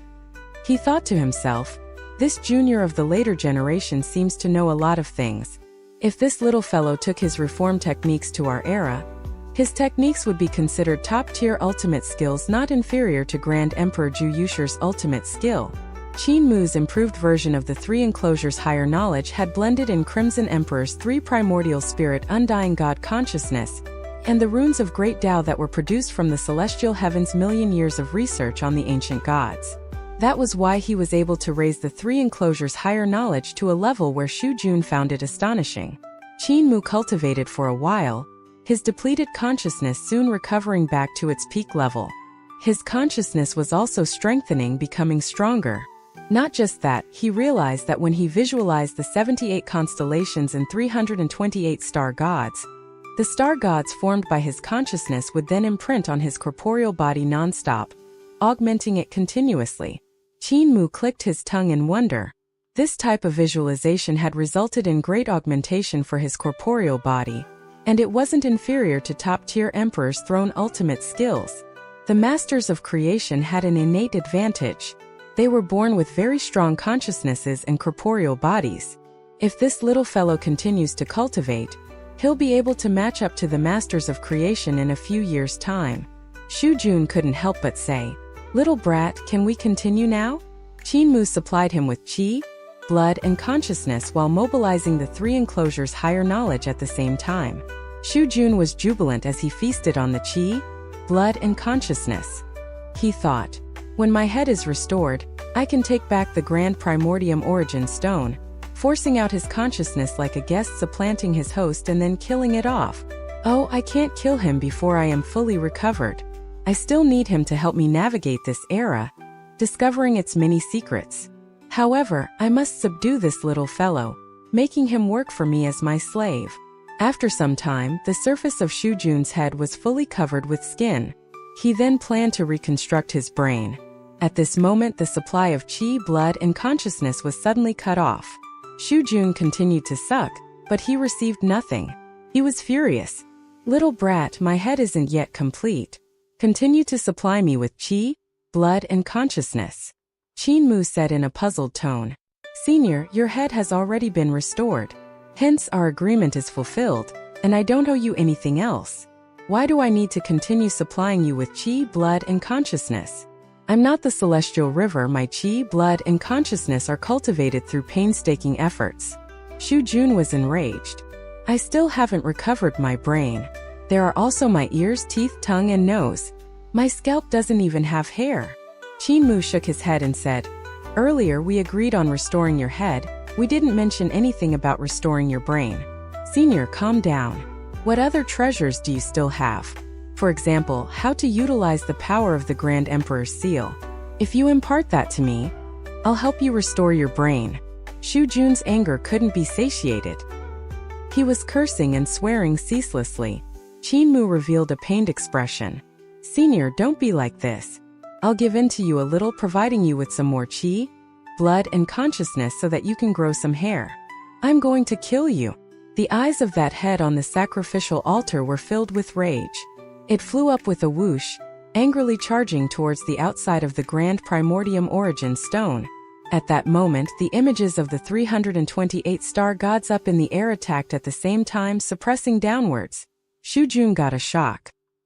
He was immediately suppressed by these star gods and was pushed back to the sacrificial altar. You little scoundrel! That head's eyes were staring out of its sockets as its consciousness burst forth to resist the star gods who were attacking him from all directions. He shouted, "You think you can kill me? Fat chance! I have experienced and survived the great battle of the blood rust." His consciousness was remarkable. He could create whatever he thought of. His consciousness created all sorts of weapons, beasts, gods, devils, and even formations and divine arts to ward off Qin Mu's attacks.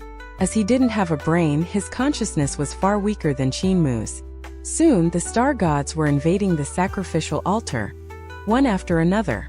Shu Jun got a fright. I really taught my student well. He's now killing his teacher, indeed a fast learner. He was in a precarious situation. His consciousness hurriedly rippled, shouting loudly, "Stop it! I'm the last of the masters of creation. If you kill me, my race will be extinct, and you will be cursed by our undying God consciousness that has remained in the voids of the universe since the beginning of time. The curse will follow you closely, and your children and grandchildren as well." Qin Mu got a fright and stopped attacking. He asked, "Isn't there another master of creation in the celestial heavens?" Shu Jun managed to catch his breath and laughed coldly. "That's only my deduction, it might not be true." Qin Mu smiled coldly. "Your people created another world, they are still alive there." Shu Jun retracted his stare and coldly said, "They aren't in this world. I'm the only one left here. If I die, you'll be cursed by 1,000,000,000 deceased people of my race." Qin Mu's expression wavered. He doubted Shu Jun's words and didn't know if they were true. Was it possible that the masters of creation from prehistory could preserve their consciousnesses even after their deaths, cursing whoever exterminated their race? Wasn't this too far-fetched? However, from Crimson Emperor's experience, it may indeed be possible. Crimson Emperor was exploring a tiny incomplete universe when he died. His body turned into the floating world, but his consciousness wasn't extinguished. It survived until it was awakened by Light Emperor's grand offering, revealing to his people the path to the floating world, hence giving the Crimson Light era a lifeline. If Crimson Emperor could do this, so could the masters of creation who had unparalleled consciousnesses. Shu Jun is the last master of creation. Does this mean that no one can easily touch him? This fellow is like a huge porcupine. Whoever touches him will be pierced. As he retracted those images of star gods, Shu Jun heaved a sigh of relief and laughed coldly. Do you understand the gravity of the situation now? If you kill me, not only will you and your future generations be cursed, but you will also never be able to utilize the Grand Emperor's seal. Qin Mu laughed. It's likely that I need the sacrificial altar within the case to use the Grand Emperor's seal. I'll soon figure out how to use the seal.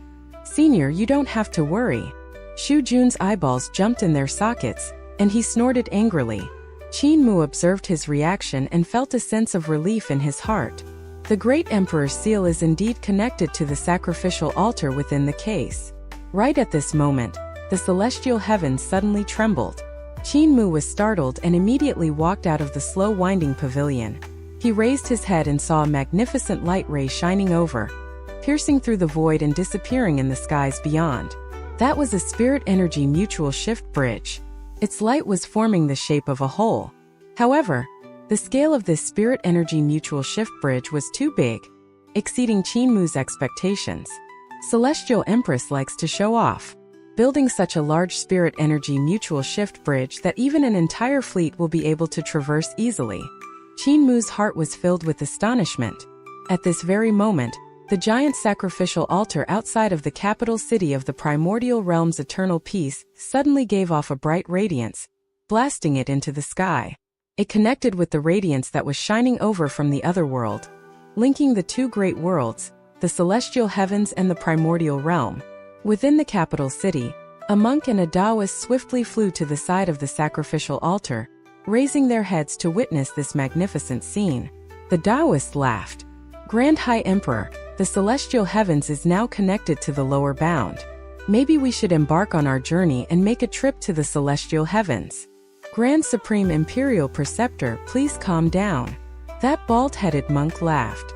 Let's wait for someone from the celestial heavens to arrive first. As they were speaking, a beautiful young lady popped her head out from the brilliance on the sacrificial altar. She looked around curiously and spotted the two men. She then laughed. Monk Taoist, what is this place? The monk and the Taoist were shocked at the beauty of the lady, and it took some time for them to recover. The Taoist hastily asked, Little maiden, this is eternal peace. Where are you from? Eternal peace? That lady was Yun Chuxiu, who was rumored to be full of smiles. She said, So this is the primordial realm.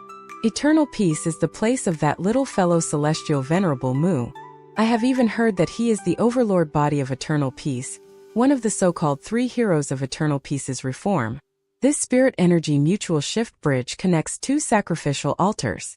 I built one in the celestial heavens, and he left one behind in eternal peace, so the two bridges connected together. At this point she said, Monk Taoist, can you call your emperor here? The monk and the Taoist hurriedly returned back to eternal peace's capital city, and not long after, Ling Yuxiu led hundreds of civil and military officers there with her. An idea appeared in Yun Chuxiu's mind and she commented, Eternal Peace's emperor is, shockingly, a lady. I kept saying that nothing is wrong about a lady being emperor, yet those stubborn old people in the celestial heavens kept finding all sorts of reasons to prevent it. Ling Yuxiu led everyone to pay their respects. The emperor of a small country in the lower bound hereby pays respect to the high god of the celestial heavens. Yun Chuxiu smiled and said, No need for such ceremony. It's fine for a lady to be emperor, it's nothing shocking. I admire you. Since the celestial heavens and the primordial realm are connected, you should frequent the celestial heavens and cure my boredom. You don't have to stay in the lower bound. She gave her a token and said, If you carry my token, you will find it easy to travel to and from the celestial heavens.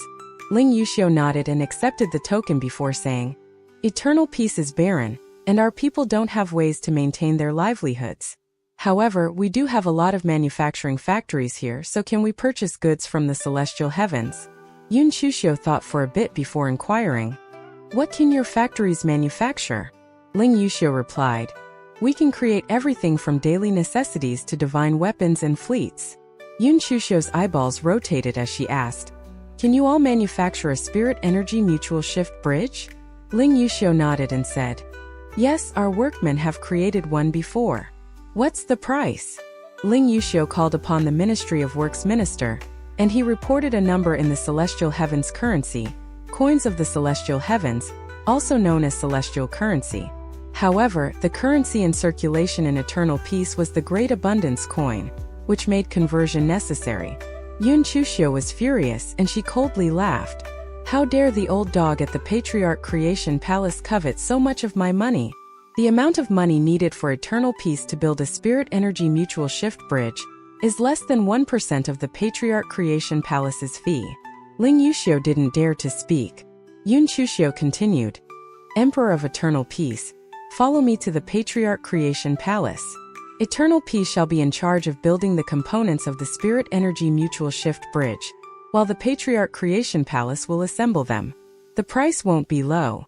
Ling Yuxiu was happy and brought the Ministry of Works minister and a couple of other important ministers who were well versed in algebra into the Spirit Energy Mutual Shift Bridge with her. Yun Chuxiu looked at them and saw that there were two ladies amongst the group of important ministers. One of the ladies was a fox demon who didn't hide the tail behind her body. Eternal Peace has a female emperor and a lot of female officers. In the celestial heavens there aren't as many of them, Yun Chuxiu remarked. She didn't know that the female officers that followed Ling Yuxiu were Hu Linger and Si Yunxiang. This negotiation they had with the Patriarch Creation Palace concerned the future of Eternal Peace's development, which necessitated them going along with it. Standing beside the Spirit Energy Mutual Shift Bridge, the monk that sent them in was obviously worried, and he said, "Bai Gui, can the method of hiding one's talents to construct a prosperous nation set by Cult Master Qin really work?"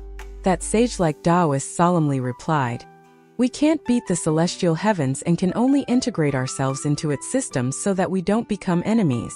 Our eternal peace can use this opportunity to develop and grow stronger. However, if there are no internal concerns in the celestial heaven systems or no external threats, Cult Master Qin's plan will only make the celestial heavens more stable. However, once there are those things, eternal peace will rise and achieve meteoric success." That monk had a deep gaze and he sighed. Will something as big as the celestial heavens really have internal concerns or external threats? Grand High Emperor shouldn't think about this any further. The Taoist laughed. Even if the celestial heavens have no internal concerns now, Cult Master Qin will create one. The same goes for external threats. These are his capabilities. The monk recalled Qin Mu's actions in eternal peace and laughed as he said, "Yes, he does have such capabilities." The Taoist continued, "All our eternal peace needs to do during this period is painstakingly strengthen itself. To get rid of the celestial heavens, it's not enough for one to create a prosperous nation. Eternal peace must also be strong. If eternal peace has a lot of strong practitioners of the Emperor's throne or even strong practitioners in the celestial heavens realm, then success is just around the corner." Ling Yuxiu arrived at the celestial heavens. Looking around, she was stunned by its luxurious nature. It took a long time for her to recover, and she probed, "Hi goddess, is Celestial Venerable Mu in the celestial heavens?" Yun Chuxiu glanced at her and vaguely asked, "Are you his little lover?" Ling Yuxiu blushed slightly as she shook her head. "He currently resides at the Jade Pool and is being surveyed heavily. Nevertheless, he still can't resist turning things upside down." Yun Chuxiu shook her head and laughed. "There are many people who wish to deal with him here, but they are all out of sorts because of his antics." Ling Yuxiu was secretly relieved as Yun Chuxiu examined her, which left her looking at her breasts. Yun Chuxiu realized something. "I see now. I thought Celestial Venerable Mu was an elegant person who cared as much about a lady's internal beauty as her appearance. I never thought that he would be so cheap as to only care about breasts. I see, this is where I lost." Ling Yuxiu blinked and realized that Yun Chuxiu's breasts grew in size. She was confused. The Spirit Energy Mutual Shift Bridge's connection to the primordial realm caused a great deal of vibrations. Its uses were great, and it allowed the Celestial Heavens army to quickly arrive at various worlds in the universe. Anyone with a keen eye would immediately realize that it was greatly beneficial to the Celestial Heavens rule of the various worlds. If one could use such mutual shift bridges to connect the thousands of worlds, the Celestial Heavens rule would reach an unprecedented height, and it would also lessen the size of the army required by the Celestial Heavens. As long as the thousands of worlds were connected to the Celestial Heavens, one could cut some unnecessary armies. After all, the Celestial Heavens would no longer need to station so many armies of gods at the various worlds to prevent rebellions. An army of the Celestial Heavens could be sent to whichever world was suspected of rebelling, and suppress the rebellion via the Spirit Energy Mutual Shift Bridge in no time. By doing so, many rations, spirit pills, and miraculous medicines could be saved, and the expenditure of the Celestial Heavens could be greatly reduced while its rule grew to be more steady. Add on to that the tributes from each world, the Celestial Heavens could save on consumption by the armies too. It would be easy for the Celestial Heavens gods to go down and ride roughshod over the people there. However, the idea of the Spirit Energy Mutual Shift Bridge was spread by Qin Mu, which made people shocked and wary of his intentions. Nevertheless, countless ambassadors came for the Spirit Energy Mutual Shift Bridge, bringing with them various precious artifacts to be exchanged for the blueprint. The Dragon Qilin accepted these gifts before saying, "Cult Master has already ordered people to send the blueprints to the Celestial Heavens Dao sect. Please head over there to ask for it." Some ambassadors wanted their artifacts back, but they were chased out by Yenner.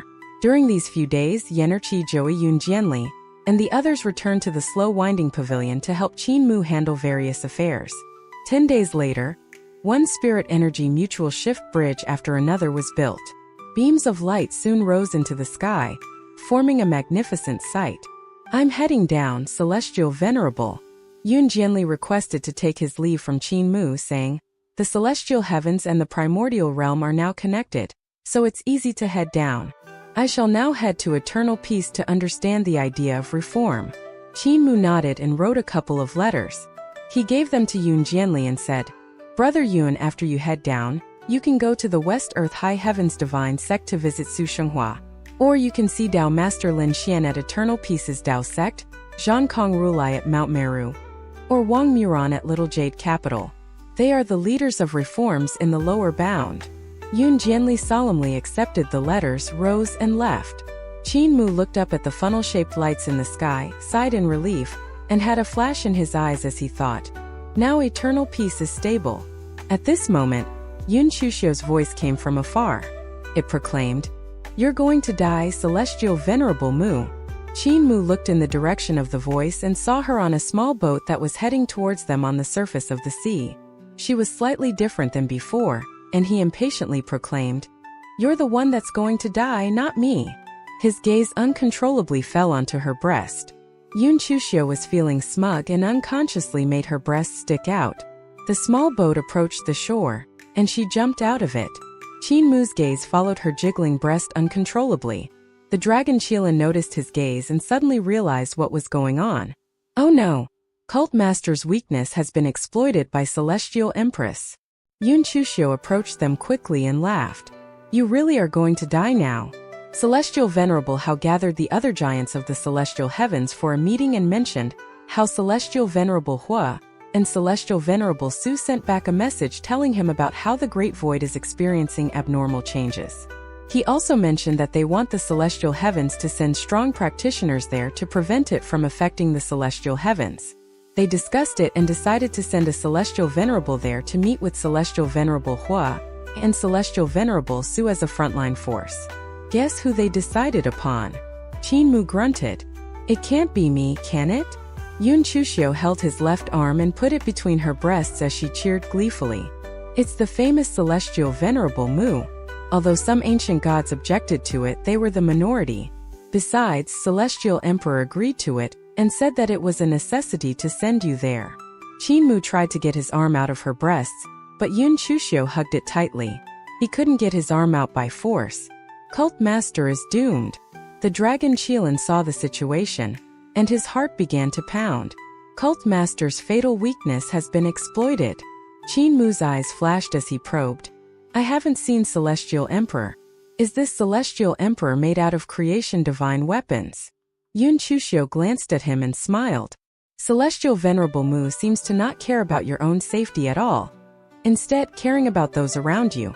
Truth be told, those accompanying you to the Great Void are mostly people who wish to take your life.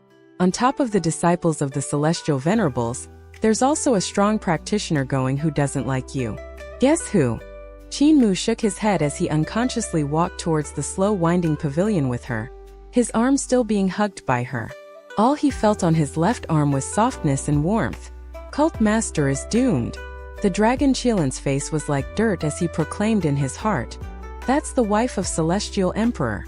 Yun Chuxiu smiled. The leader of the Spirit Elite Guards, one-armed divine knife Luo Wushuang. Once he heard that he too was going to the Great Void, 2 knife lights came out of his eyes, and he was extremely happy.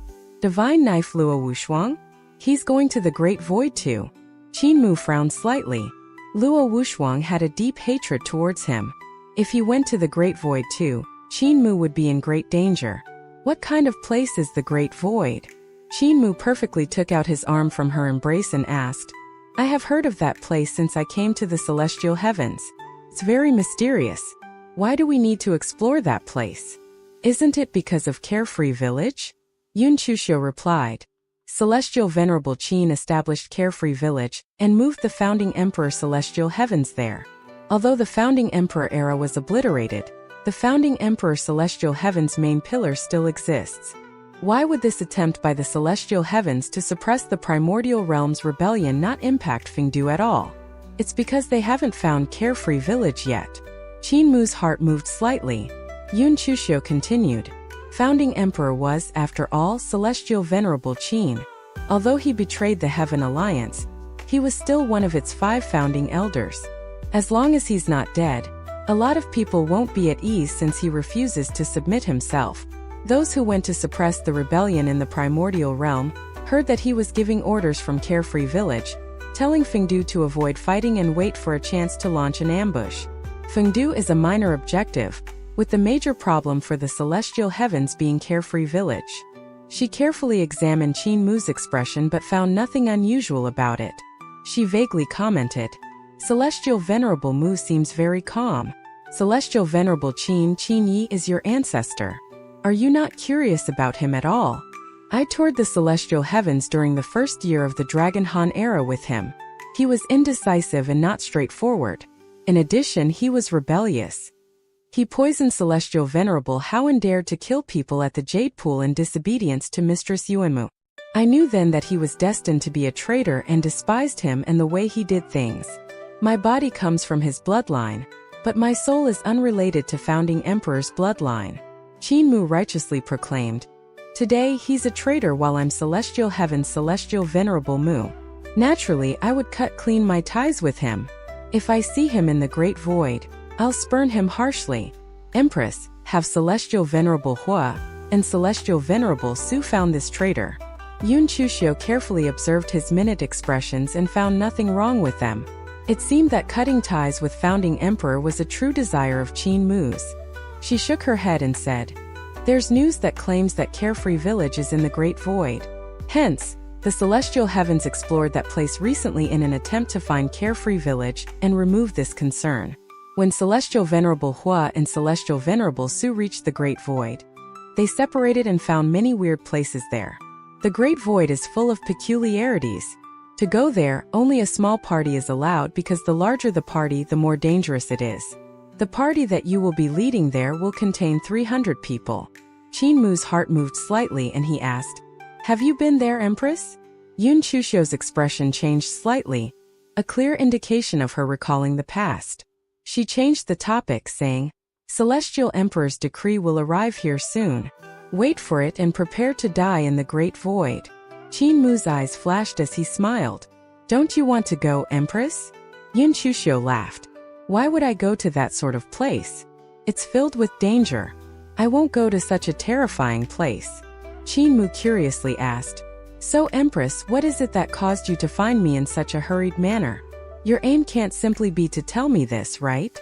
Yun Chuxiu's expression wavered, and she suddenly sighed. "I want to go, but I don't dare to go with my true form." Qin Mu wanted to inquire further when the Dragon Qilin reminded him, "Cult Master, it's time to eat." Qin Mu walked forward and forged some spirit pills for the Dragon Qilin. The Dragon Qilin stared at his rice bowl and seriously looked at the spirit pills before laughing heartily all of a sudden. "Cult Master, I heard a very funny story from Qijui. I can recite it for you." Qin Mu acknowledged him and asked, "What interesting story did Qijui tell you?" The Dragon Qilin said, "Once upon a time there was a lustful pervert who died. The end. Isn't it funny? Ha ha ha ha." Qin Mu stared at him, and the Dragon Qilin stopped laughing and continued to consume the spirit pills seriously. Qin Mu rose and plainly said, "Well said. I too have a story. One of the spirit pills in the bowl is poisonous. The end." The Dragon Qilin immediately stopped and stared at the pills in the bowl, cold sweat bursting from his forehead. Not long after, a god official came with a decree ordering Qin Mu to lead 300 gods and devils into the Great Void to rendezvous with Celestial Venerable Hua and Celestial Venerable Su. Qin Mu accepted the decree and saw that Luo Wushuang was leading the 300 gods and devils behind the official. Beside him was a disciple of the Spirit Elite Guards with a severed arm. The other gods and devils varied in cultivation levels and were likely the disciples of Celestial Venerables. That god official, who was the one that cleaned up the Jade Sea prior, said, "Celestial Venerable Mu, the boat is ready. Please prepare yourself, Celestial Venerable, and proceed quickly." Qin Mu looked at the sea and saw a boat. He asked, "Are the supplies ready? Where is the topographic map of the Great Void?" That god official shook his head. "One has no need for supplies in the Great Void. There is no topographic map of the place either." You will understand once you get there. Luo Wushuang and the others had already boarded the boat, and Qin Mu frowned. He said to Yenner and the dragon Qilin, "This journey is treacherous. Stay behind, there's no need to accompany me. After I leave Yenner, you will take Fatty Dragon to see South Deity Quebec. She will protect both of you." Yenner hesitated before saying, "Master, amongst these 300 gods and devils, at least 200 wish to kill you. If I follow you, I can protect you." "There's no need for that." Qin Mu smiled and said, "If Carefree Village really is in the Great Void, then my brother is there too. With him there, no one will dare to lay a finger on me." Yenner thought about it before retrieving a lantern and saying, "Please carry this artifact with you. It was a gift from Celestial Venerable You for self-protection." Qin Mu accepted the lantern and boarded the boat, only to see Yun Chuxiu there. He was slightly stunned when he asked, "Didn't you say that you didn't want to go, Empress?" Yun Chuxiu sighed and was clearly worried and lacking vigor. She said, "I really don't want to go, but I also want to find out the Great Void's real nature." The boat slowly floated and moved towards the north of the celestial heavens. Qin Mu probed her. "Is the Great Void really as terrifying as everyone says? If you have been there, why not tell us about the pitfalls there so that we can be prepared, Empress?" Yun Chuxiu hesitated and said, "I have been there. I led the celestial heavens divine warrior guards there, which numbered 100,000. 2 out of the 4 heavenly masters of the celestial heavens also went along on top of my proud students to explore the Great Void." Qin Mu's heart jumped. The divine warrior guards were one of the celestial heavens' 10 guards, along with the feathered forest guards. Those who were selected for it were the strongest gods and devils who had experienced hundreds of battles. He saw the warriors of the feathered forest guards on the ghost ship. Each one of them was a being that had at least reached the Jade Capital realm. The divine warrior guards that Celestial Empress led to explore the Great Void probably planned to occupy it on top of exploring it. The Great Void is a ruin in the universe. It's a halo zone. When one enters, one will discover that it's a unique place full of new things. Yun Chuxiu rested against his shoulder, recalled what happened and whispered, "Then weird things happened as soon as we entered the halo zone. All sorts of weird things. There were all kinds of imaginary creatures there." She frowned and said, "We were struck by all sorts of peculiar events and suffered heavy casualties. Only 1 out of 10 people in the Divine Warrior Guard survived. Even I and the other 2 Heavenly Masters were heavily injured. It was only then that Heavenly Master Yu suddenly comprehended the secrets of the Great Void. What one imagines becomes reality." Qin Mu's heart shuddered. What one imagines becomes reality. The meaning of this Heavenly Master Yu was. His meaning was that what killed the soldiers of the Divine Warrior Guards were the terrors and fears we imagined in our hearts. They became reality in the Great Void. Yun Chuxiu continued. Somebody imagined being killed by lightning, so terrifying lightning struck. Somebody imagined a devil with 1,000 heads and 10,000 hands killing him, so such a devil appeared. Somebody feared that the sky would collapse, so a planet fell from the sky. All sorts of terrors struck, which crushed the celestial heaven's strongest army. We had to leave before we found out the Great Void's true nature. Ultimately, it's only I who walked out of it alive but heavily injured. The other 2 Heavenly Masters, however." She sighed and said, "The 2 Heavenly Masters were extremely wise and intelligent beings and also great warriors endowed with the Emperor's throne. Unfortunately, neither of them survived." Qin Mu closed his eyes. Yun Chuxiu's tale was truly horrifying. Was the Great Void really such a terrifying place? What was the terror that heavily injured you, Empress? Qin Mu asked. Celestial Emperor, the real one. Yun Chuxiu's face was filled with horror as she said with a hoarse voice, "I killed him, but I fear him the most. In the Great Void, he reappeared and charged towards us. I was scared." She shivered repeatedly in fear. Qin Mu suddenly asked, "So how did the 2 Heavenly Masters and other lucky survivors die? If Heavenly Master you had already comprehended the Great Void's secret and knew that what one imagines becomes reality, he would have certainly restrained people to not think, right? It should be easy for beings of their class, right? Why then did they all die in the Great Void while only you survived?" Yun Chuxiu revealed a pure smile whose beauty touched people's hearts. She even lifted her chest. The shirt was tight at her collar. and the beauty within was close to being unleashed. She said, "What are you trying to say, Celestial Venerable Mu?" Qin Mu ignored her seduction and smiled. "What I'm trying to say is that in that big terror, the surviving warriors of the Divine Warrior Guards had already lost their rationality and were panicking. Meanwhile, you didn't know others' thoughts, and the best way to survive was to kill the others so they could no longer think. What was imagined became reality, so as long as they were dead, they could no longer think." His gaze was focused on this young lady's delicate features as he slowly said, "Thus, you killed them. You killed everyone, including the two heavenly masters, because you couldn't trust them. It was by this method that you survived to leave the Great Void." Yun Chuxiu laughed and her breasts jiggled as she said, "We are of the same kind, Celestial Venerable Mu. You guessed the method I used to leave the Great Void immediately. You and I might be the real one true pairing." Qin Mu ignored her allures and plainly said, "Empress, we aren't a pairing, and we will never be of the same kind. I would never abandon my companions, let alone kill them. I'm just used to the darkness and was thus able to figure out your malicious nature." Yun Chuxiu coldly smiled. "Celestial Venerable Mu, you are too idealistic. They weren't my companions, they were just my slaves and servants. Either they died or I died, so of course they were the ones who died. If you were in the same situation as me, your choice would be the same. You and I are of the same kind. Maybe not now, but for sure in the future." Qin Mu frowned. The boat exited the northern heavenly gate. They went above the celestial river, and beneath them were the celestial heavens barracks, Fomalhaut. There were countless gods, devils, and fleets that were stationed there as heavens orbited the Fomalhaut. These heavens supplied the Fomalhaut with rations and other supplies. Qin Mu looked at this barracks, whose divine light beamed into the skies for millions of miles. The celestial heavens was too powerful. Without even talking about the 10 guards of the celestial heavens, even Fomalhaut was enough to annihilate eternal peace thousands of times over. Ever since I revealed the secret of the Great Void, the celestial heavens began to come up with various techniques to prevent one from thinking. Amongst those, the most famous one is Buddhism's neither thought nor no thought. Yun Chuxiu said, "Neither thought nor no thought allows one's thoughts to exist in limbo, and prevents the Great Void from turning it into reality. This was a technique created by Brahma. Have you learned it?" Qin Mu shook his head. Yun Chuxiu revealed an enthralling smile and saw a halo appear in the night sky. Luo Wushuang walked towards them and solemnly asked, "So what does Celestial Venerable fear the most?"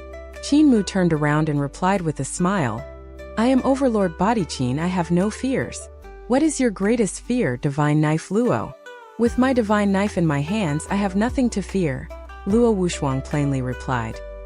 Yun Chuxiu was extremely curious as she asked, "Divine Knife Luo, did you cultivate neither thought nor no thought?" Luo Wushuang shook his head and said, "As long as I'm loyal to my blade and Tao, I will have no fears, so why would I fear the Great Void?" Yun Chuxiu praised him.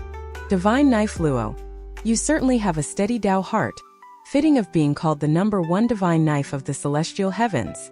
She turned around and told Qin Mu, "Divine Knife Luo is dead like you." Qin Mu smiled. "I've had great guts since I was small and have never felt afraid before." Yun Chuxiu coldly laughed. "Both of you are youths that know no fear. You don't fully comprehend the terror of the Great Void." Luo Wushuang glanced into her eyes before looking down and taunting, "Little maiden doesn't know that my Tao heart is sincere to the point where I have no fears." Yun Chuxiu was angry. The extremely daring Qin Mu had called her little maiden before, but he was a celestial venerable and thus had the right to do so. This fellow Luo Wushuang also dared to look down on her and call her a little maiden. However, she was a celestial empress and a celestial venerable, so she decided to be forgiving.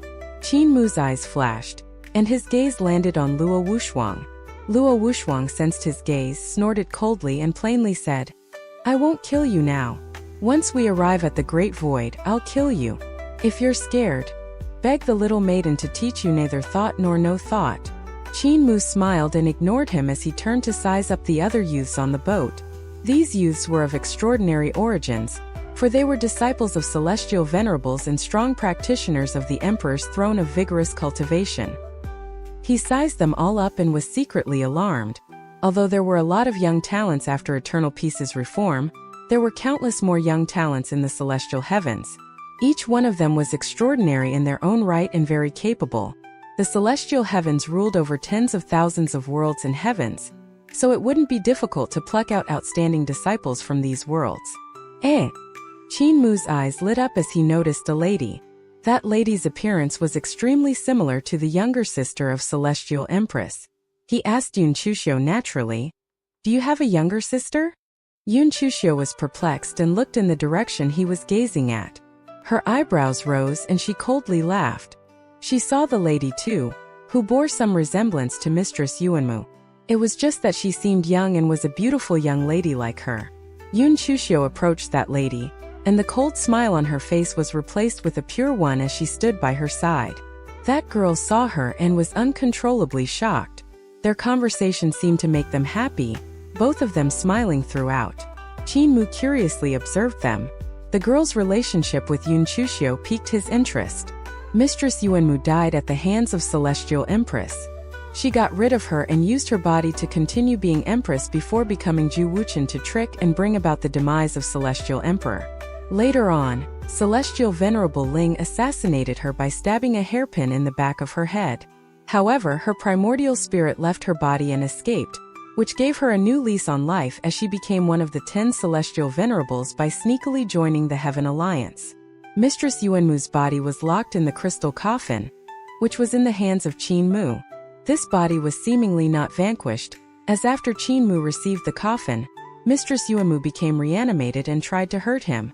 Wei Suifeng was the one who suppressed her. Could this girl whose looks were similar to Celestial Empress and Yuanmu be Yuanmu reincarnated? Mother Earth died but wasn't vanquished.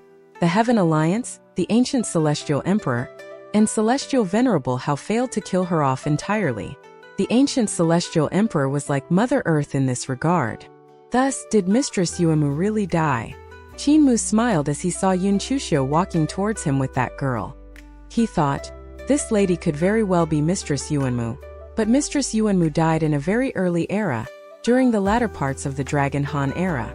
Therefore, she can't still be a divine arts practitioner. Then, the smile on his face grew denser as he thought, could Mistress Yuanmu be part of the Heaven Alliance? Could she be a Celestial Venerable? The 10 Celestial Venerables of the Celestial Heavens are becoming more and more interesting. Yun Chuxiu and that girl stopped in front of him, and Yun Chuxiu said with a smile, Celestial Venerable, I'll introduce a good sister to you. This is Lian Huahan, a disciple of Celestial Venerable Hao. She's very capable.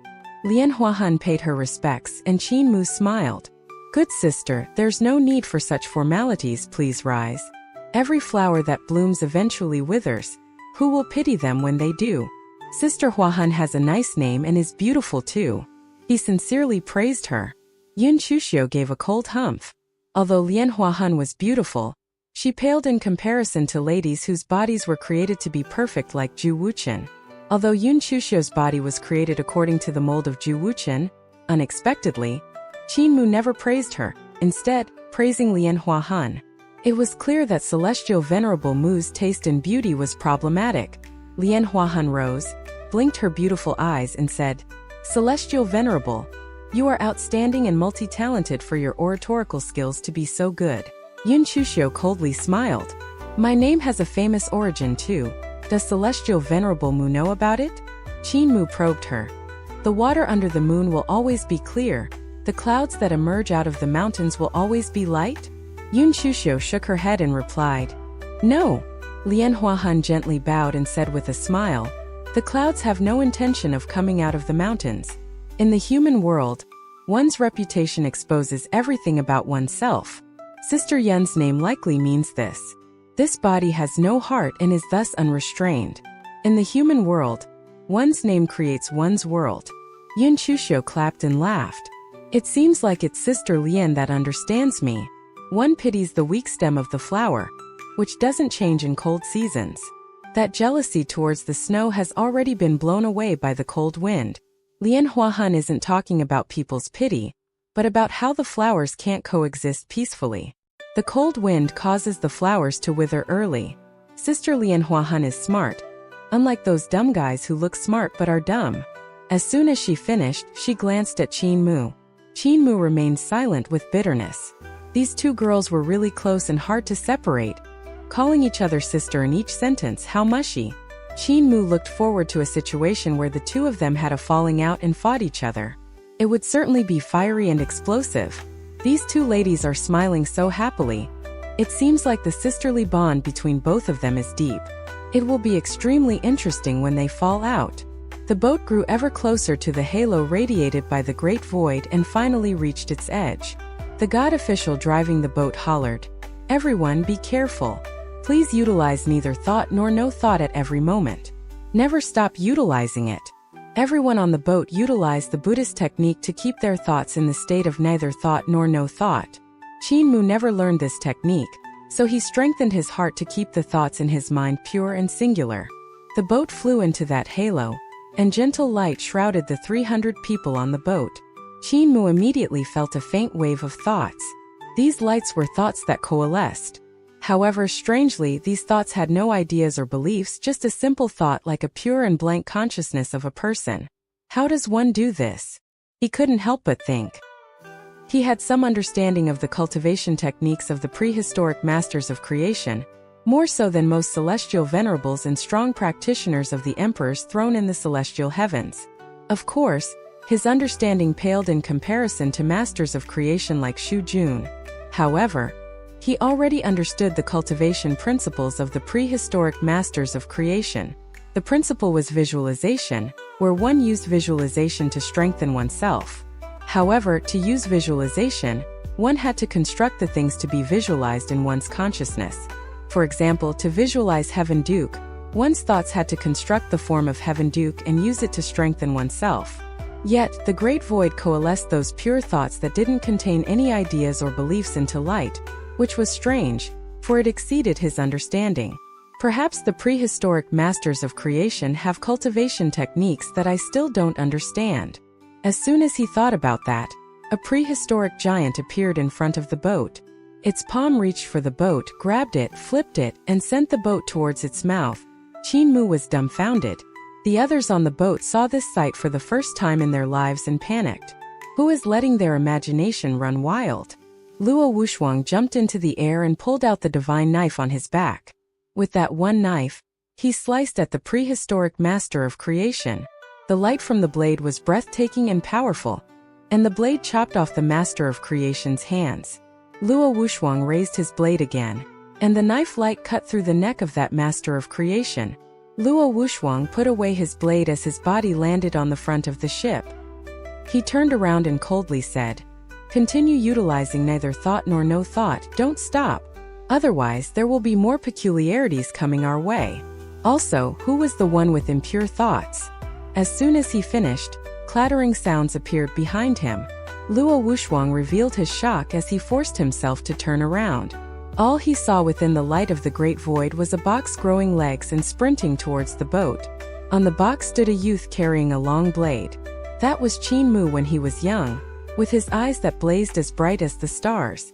Luo Wushuang's body and soul arm trembled. He forced himself to raise his arm and pull out the blade behind his back.